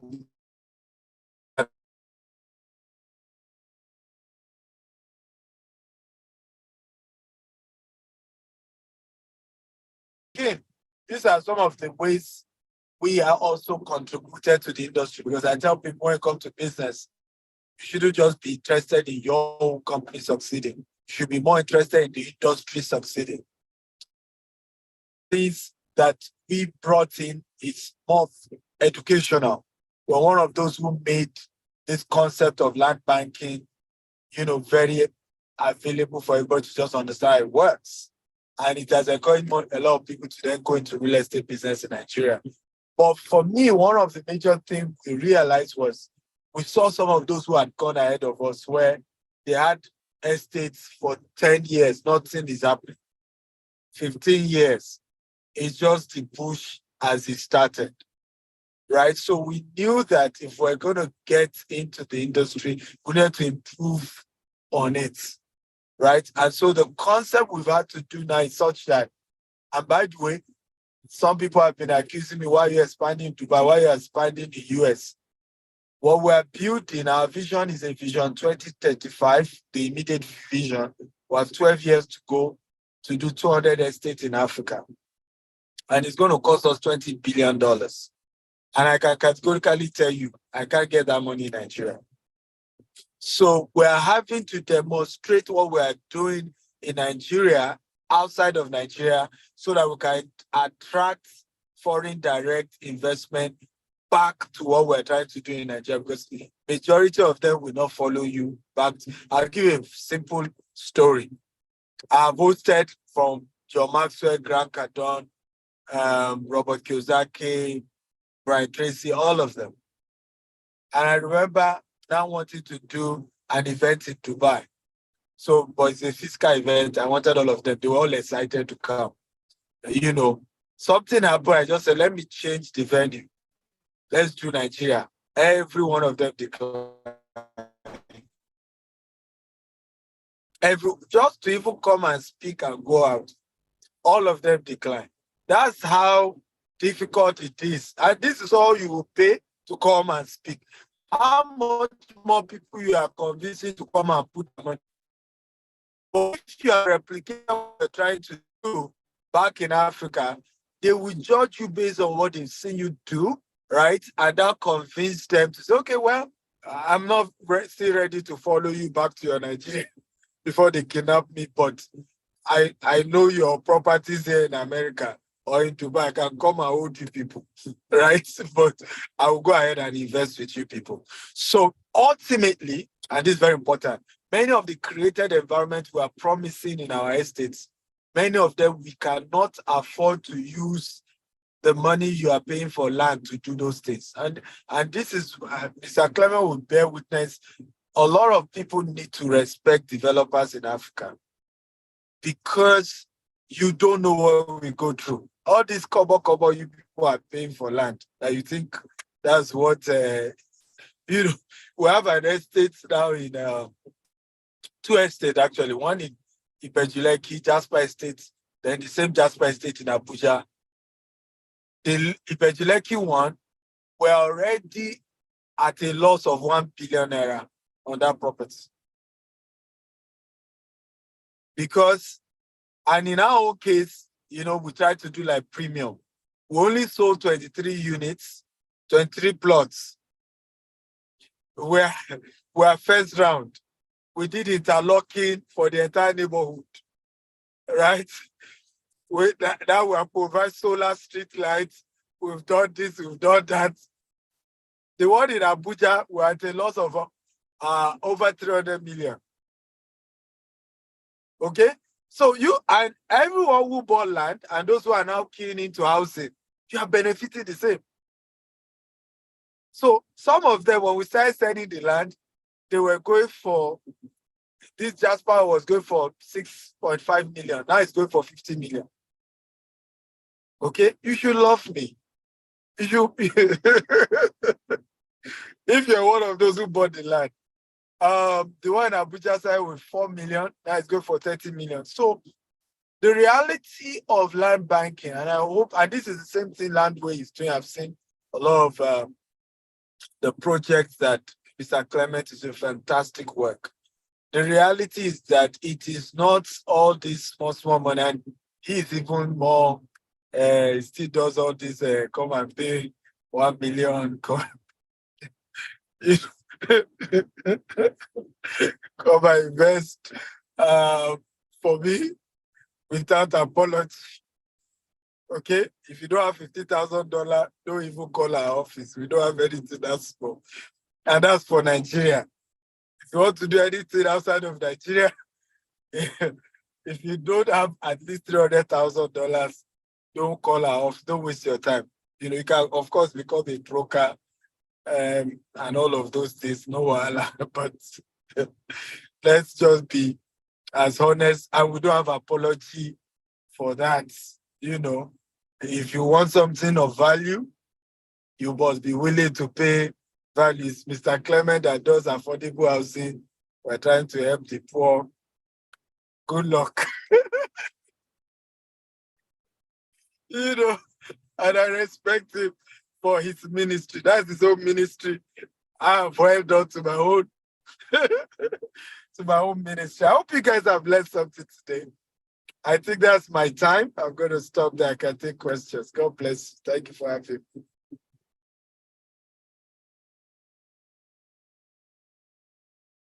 Interesting. You've turned the education now to comedy. Maybe you have. All right, thank you very much. That was something else. That was phenomenal. You can see how relaxed the presentation was. You were just hearing stories and then mixing it with comedy. I need to step up in my own game too. I'm too serious. He has said that I have ministry to the poor. He didn't know, what he didn't know is that I've actually switched too. I've switched, but we are still trying to give consideration. Thank you so much. That was phenomenal. As the custom is, let me just quickly run through a few, just to summarize some of the things he shared. How many of you derive significant value from this? Can you just give our special guest a digital round of applause, please? Dr. Stephen Akintayo. He says it as though it is not he's not saying anything, but he's dropping heavy-duty nuggets, He said some things. He started by inspiring us, saying that use your mouth to say where you are going, not where you are. He went on to tell us that, he said, name one billionaire who doesn't have a bad name or the other, where people are not saying something negative about them, especially in this era of social media, where media has been democratized and everybody can use their mouth to say whatever they want. And he says something that there's no decision that is not a risk. Very, very powerful, very powerful. He said every great decision is a risk, but you have to decide whether that journey is worth going.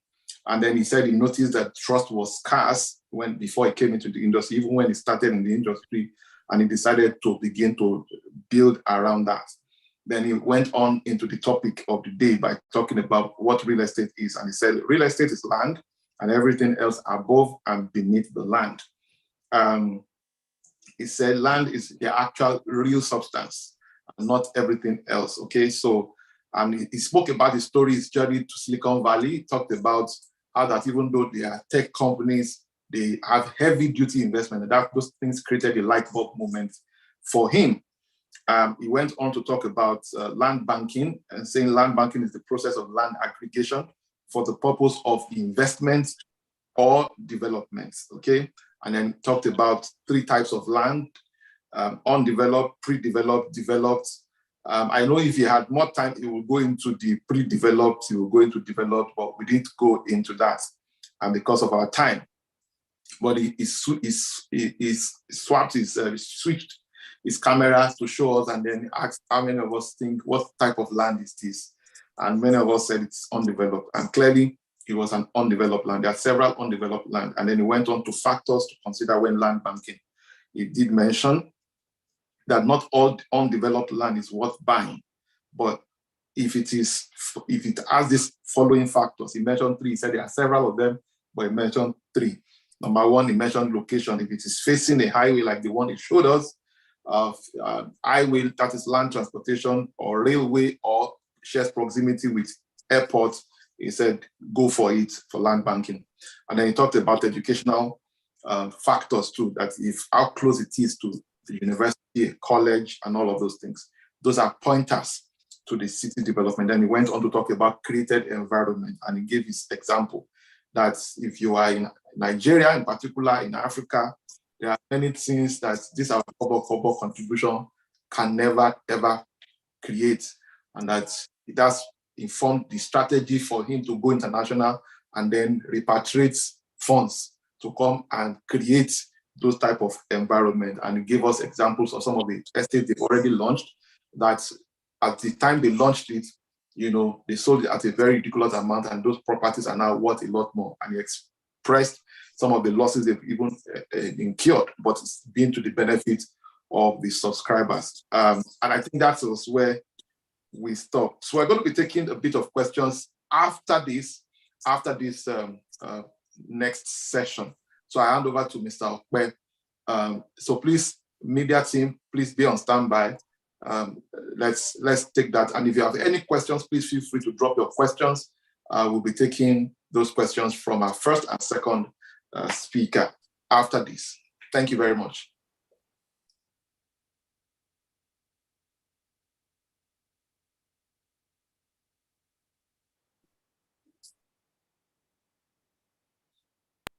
That you mentioned, Ekpe is like little London. Ekpe is like little London. All the major roads in Ekpe have been fixed. The 6-lane highway that was set from Eleko Junction to Ekpe, it's befitting of them. Right now we're doing breakthrough.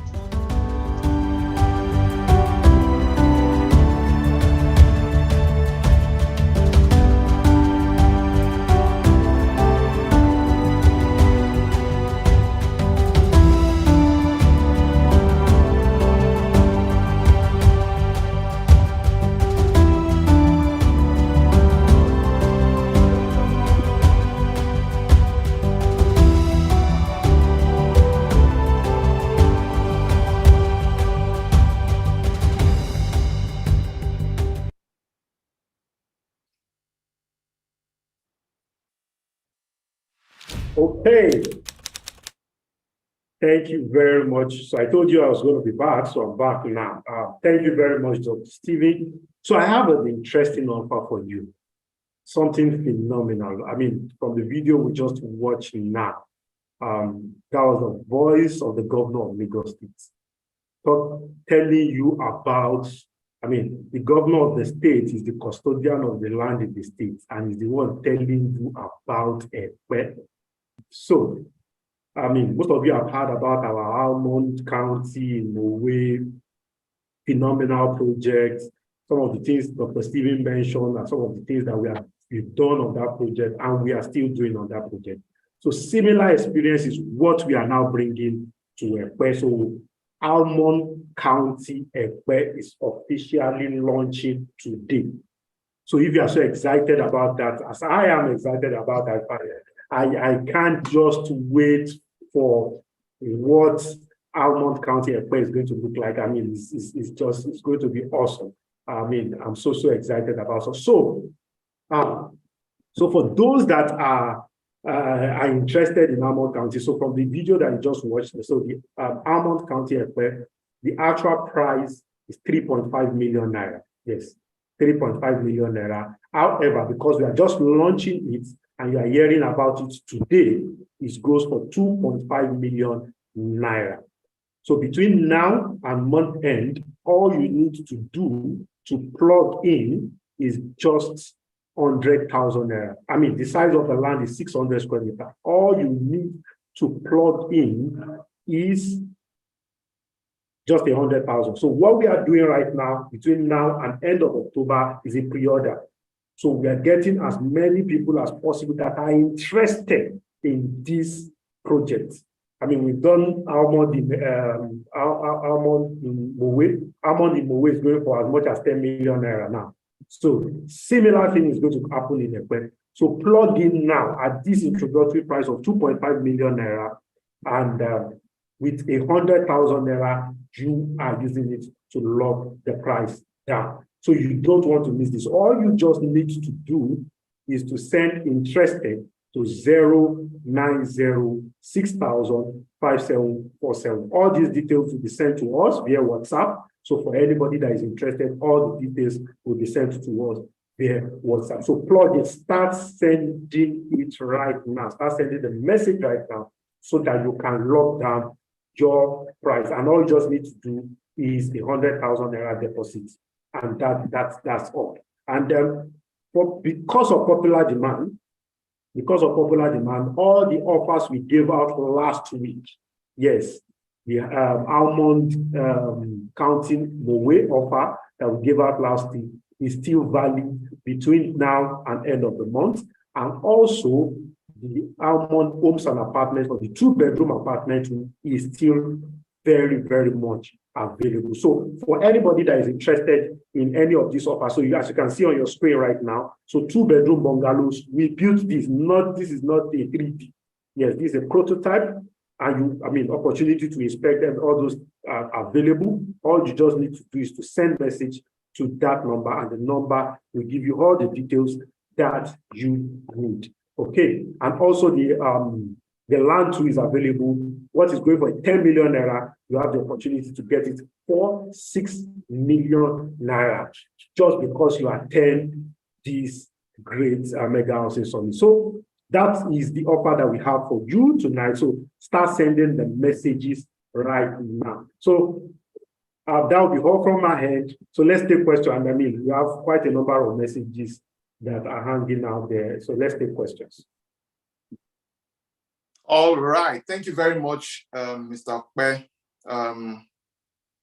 So let me bring our speakers on right now to take some questions. Hopefully, there are questions to be answered. Okay, so somebody's asking which part of Ekpe, is it which part of Ekpe or where is Ekpe? I think I saw, okay, somebody has already been answered already. Okay, so Opi, can you quickly answer that question? Please, where our Hammond County Ekpe is. All the details are on the flyers that we shared. It will be shared with everybody. All right, so Dr. Stephen Akintayo, you have a question here. Somebody is saying that what are the major precautions to take when investing in land banking?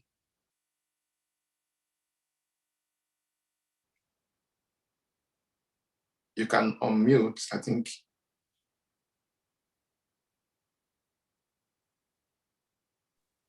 Okay, I think it automatically requires the host to for one kind of mute. So what are the precautions to take? I think first of all, don't avoid omonile except you build infrastructure to omonile issues, right? A lot of us who are developers have built institutions around the business we do. And also because we're buying large scale, so it is worth the headache, right? Because if you're buying, let's say 500 plots, right? The typical PR you need to do, a lot of properties, every layer you have to send them around youth are doing this, you support them. And you also have on your board, retired IG, military generals, you have great lawyers who could help you fight the typical, if you need to fight, they could do all that for you. I remember one of those land we bought and the family was trying to play games. I went there to meet the Ajilore with a combined team of military and police. And I told Baba, I said, if it's money, I have. If it's Christian spirituality, I have. If it's Ogboni, my uncle is a high chief. So he will help me on behalf of that part. But by every means, if we are to go to war, I am fully represented on our side. Well, let's just say I got my land. So my advice is don't avoid the money leg, right? Because whatever your eyes see. Number 2 advice is that you should also understand where you're buying, right? It's not just, the developer told me to buy. Oh, I think it was nice. Know what you are buying. Be convinced, because part of what goes on in Nigeria is speculation. If somebody says, oh, GTEX is fake, then now you believe because somebody said, not that you knew it for yourself. So investigate where that property is for yourself. Understand the potential of that area, the opportunities, and the potential of that place to appreciate in value. So it's important to do your own research as to the potential. Number 3, read the dotted lines, right? Don't go and buy because, okay, Dr. Siri said don't buy money, buy from developers. Yeah, developers have rules, okay? Some don't even do refund. Don't come and start playing games because those games, you won't play it here in America. If you sign the dotted line in America that says no refund, if you like, carry the person to court, you know nothing will happen, right? The judge will tell you that contract is a living spirit, it's a law. We can't change it, okay? But because you think you can blackmail people in Nigeria, you went ahead, you signed certain contracts, now you're shouting, oh, they cheated me, oh, they did this. So read the contracts, be willing to obey the contract that you have signed. The companies have rights. If you're dealing with developers, there's a deduction, even if they agree for refund. Because every transaction you do, there is a referral that they will pay somebody. Okay? It could be 10%, it could be 15%, it could be 20%. Some companies even pay as much as 25% to 28% in commission to some people who brought you, right? Whether you know them or not. So they also have overhead costs, they have salaries. They can't call back. Mr. Clement can't call back his employee that attended to you 2 years ago, who probably is no longer in the company, and say, return the salary that we paid you, because the person who part of his money was what we used to pay you the salary, says he wants his refund.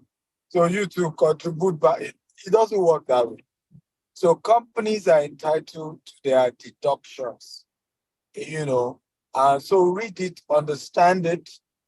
And like I keep saying, today you may be the investor, tomorrow you may be the developer. What you sow, you will reap, and it's the way life works. What you sow, you will reap.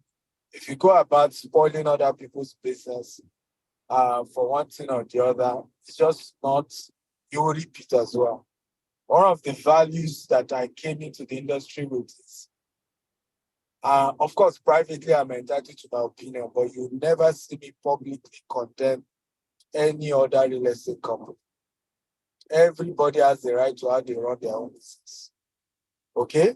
And it's just the reality here. And it's a culture we must all build. You don't need to bring somebody down to rise up. You don't need to kill another man's business for your own business to grow. So I'll stop there. Thank you very much, Dr. Stephen Akintayo. How far is Almond County to Richland Estates? Mr. Okpe, can you please quickly answer that?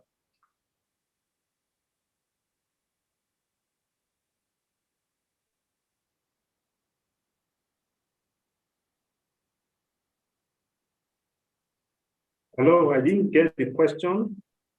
How far is Almond County, Ekpe, to Richland Estates? Oh, not too far, but 5 minutes drive. Okay. I think that has been answered. Okay, so Jonathan is asking here, for the offer of Gogolada in Abuja for 2 million, do you offer installmental payments? Mr. Okpe. Okay, for this particular offer, it's just 3 months. You can only pay for 3 months. So it's a form of installmental payment too.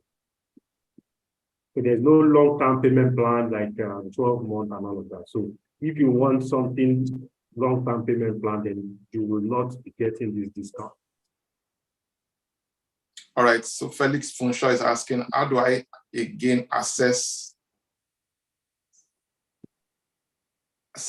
inspection for foreign territories for? Okay, just send a message, inspection. You know, somebody's asking questions about how to inspect foreign territories in Bagada. So for physical inspection, site inspection, please just send inspection to 090-6000-5747. 090-6000-5747. Yeah. Interested, text those numbers to that number. If you want inspection to any of our projects, please just send interested to 090-6000-5747. What are the landmarks to Almond County, Ekpe? Those are the things that we showed in that video, but just send interested also. We can share with you more details on that, and then you can schedule. So for Almond County, Ekpe, it's important to mention here that the pre-order is for you to lock down this offer, please, and that pre-order opportunity ends by the end of this month. So you can lock it down with 100,000 naira. And there's several other things that are beneficial that, Mr. Okpe, you did not talk about in terms of the incentives that even clients get on when they pre-order. So I think you should go and talk about it as well. Okay, so for any, even with your 100,000 naira, for anybody subscribing, you are getting a Christmas package because we understand the season. Yes, we understand the season. So you are getting a Christmas package for every 100, for every deposit that you are making, either at Almond County in Mowe, Almond County in Ekpe, Ashford in Gwagwalada in Abuja. So there is an incentive chart that will be sent so that you will be able to know, okay, if you are subscribing to a project, what 3 million, what 4 million, what 5 million. So different sizes of the Christmas package, depending on the package that you are subscribing for. So that's the way it works. All of this information will be sent to you. Just send interested to that number 090-6000-5747, and then more details will be provided. If you see any of these offers that we are displaying on the screen, just send interested 090-6000-5747. I was expecting to see questions about to see questions about shortlets, but nobody's asking questions about shortlets. I think most of those questions came much earlier and they've been wiped away, and I don't know what happened. I also tried to scroll. I saw quite a number of questions much earlier, but as well. Okay. Yeah. They can always reach out to us most of our time. Okay, so we'll be wrapping up in a bit. So someone says, yeah, thank you, Dr. Stephen. We've had stories about some real estate companies don't deliver, or some even close up and run with people's money. How can one know the right company to buy from? that's essentially why we do what we do. We've been in this business now for 11 years. I can tell you for free, we've seen all sorts ourselves. And the factors that make people to run away, may you not see it. Those were some of the factors that Dr. Stephen said he had to leverage from IG, even spirituality. He has even told you that he has someone that is in the body. The things that make people to run away is way far outweighed what they ever envisaged. We've seen all sorts. Government can be your number one trouble. The community can be your number one trouble, but there are things to do and by buying from a reliable company is part of the things that we have also put in place, securing your land and all of those things. We do a lot of education, just helping people make informed decisions. And that's also part of the thing that we have done with this platform. So maybe Dr. Stephen has something to add to that. Yeah, very good question. First of all, my very good friend, I can see some of my people here. Pastor Gloria Okotowa, yes, I'm in Atlanta.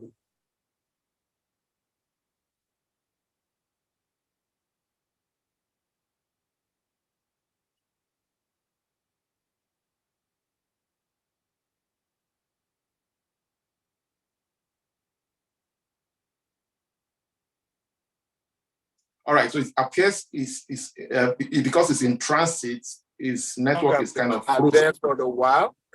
A lot of the companies you say run away, usually they're just... Oh, you were frozen. Dr. Stephen. Yeah? We didn't hear you for a while. You were... Can you hear me now? We can hear you now, so you can backtrack a little. Oh, okay. So I said my very good friend, Pastor Gloria Okotowa, because I saw his question asking whether I'm in Atlanta. Yes, I am in Atlanta. I could see a couple of my people who came in to join today's meeting. Good to have all of you here. Thank you for coming. Then back to that question, Mr. Clement clearly emphasized the fact that your part of what works for your credibility is how long have you been in the business, right? A lot of the companies that you see run away, and he was very right what he said. A lot of the companies that run away, let me give you an example. Virtually every land, maybe except one or two that we bought in Lagos, virtually every land, after paying and doing everything, they still went to put ritual there. Okay? Mm-hmm. You still have to go and remove the thing and all of that. If I'm one of those who gave me courage, honestly, was my uncle, even though he's not a Christian, most of the whole of Ogba was sold by my uncle from my father's mother's side. And funny enough, my uncle is officially 85 now, but he still drives. Very strong man. There is a high chief. In fact, they've tried to assassinate him twice. He used to be the principal of Ojoju Grammar School. If it was because of him, they had police station, all of that. When he was sharing, and it was all about land, because he was the first to move to the whole of Berger. And you see, so people relied on him to say, okay, help us, hold on to our land. Then in those days, land grabbers, was talking in the 90s and late 80s, they will come. At one point, they came to his house, told him, this is the picture of who told us to kill you. When you get to heaven, he's the one you should attack. And then carry the gun, shot at him. Mm-hmm. Of course, Odeshi, but these are the kind of things that a lot of developers have had to go through. There's a property we have somewhere in Ipejileki. The ballet of the place was killed by another land grabber. It's a popular story in the news now, right? The whole ballet brought daylight in front of his wife. So you can't blame some of these developers who run away.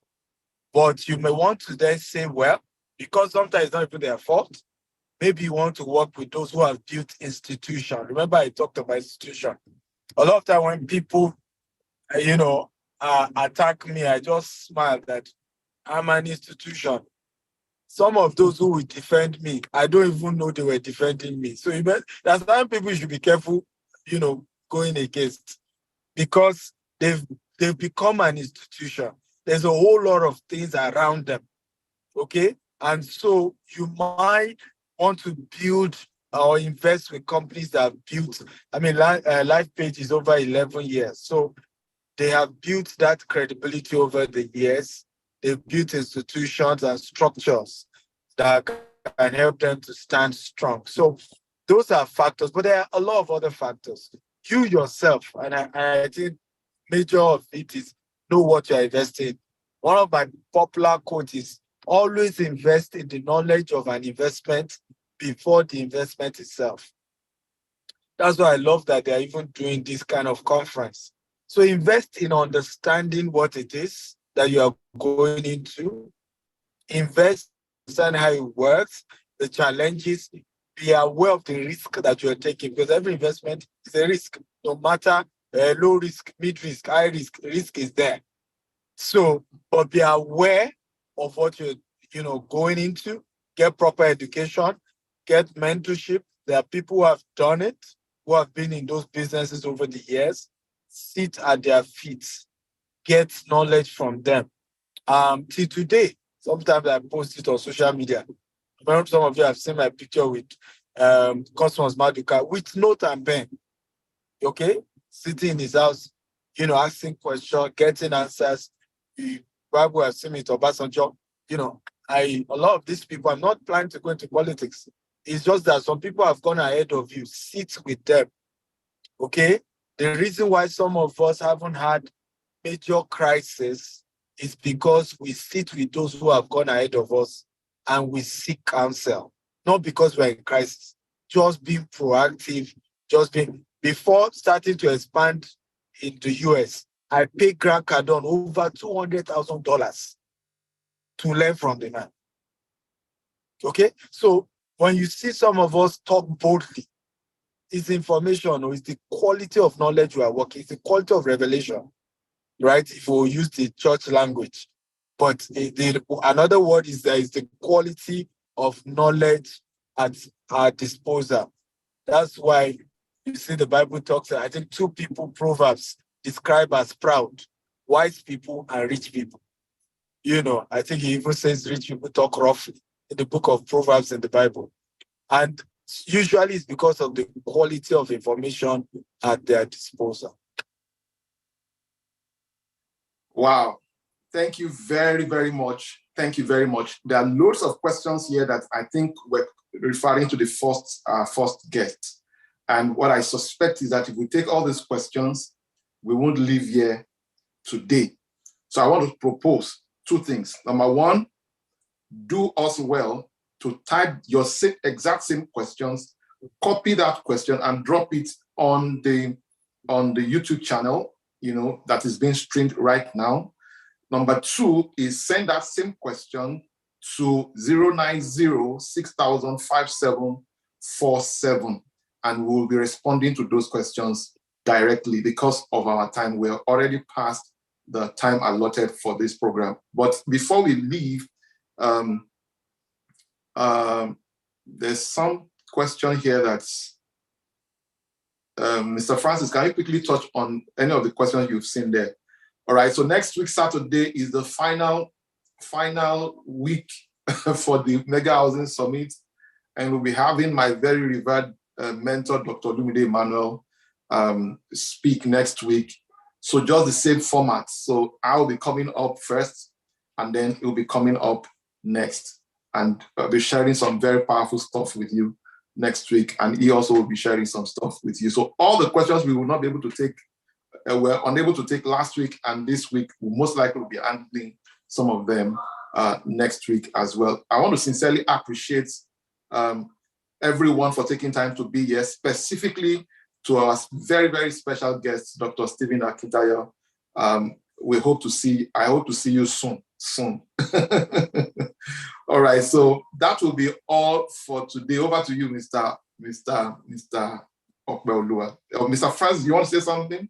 Okay, one of the questions I saw, there are 2 major things. One requested for the social media and those, and the other one that I'd like to touch on is the question is collaborating with the house owner. How are you able to track and all of those things. So, number one, any owner of property who runs the shortlet knows that as much as there's a limit to man is a limited resource, so you need more people. So it's a better problem to have more people recommending and referring your apartment than shortchanging one or shortchanging people and depriving yourself of a long-term goal and objective. So, personally, and Dr. Stevie Akintayo already talked about institution. So what is a track record?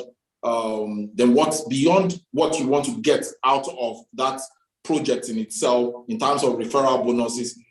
How well are you interested in your clients who are going to be staying in those apartments? I usually tell people I don't sell what I can't buy as well. What I don't believe in, I don't sell to people. So put yourself in the shoes of that customer, and that will help you in taking informed decision on who to collaborate with. So those are just where I'll stop at the moment. Social media, Ajilore Francis. Yeah, thank you very much. Thank you very much, Mr. Francis. Thank you so much, Mr. Okpe. Thank you so much, Dr. Stephen. Deeply appreciate, and thank you all for joining today's session. Next week will be the final session, and don't miss it for anything. Dr. Olumide Emmanuel is set to also be a part of this. So mark your calendar, make sure that you schedule it, and ensure you don't miss it for any reason.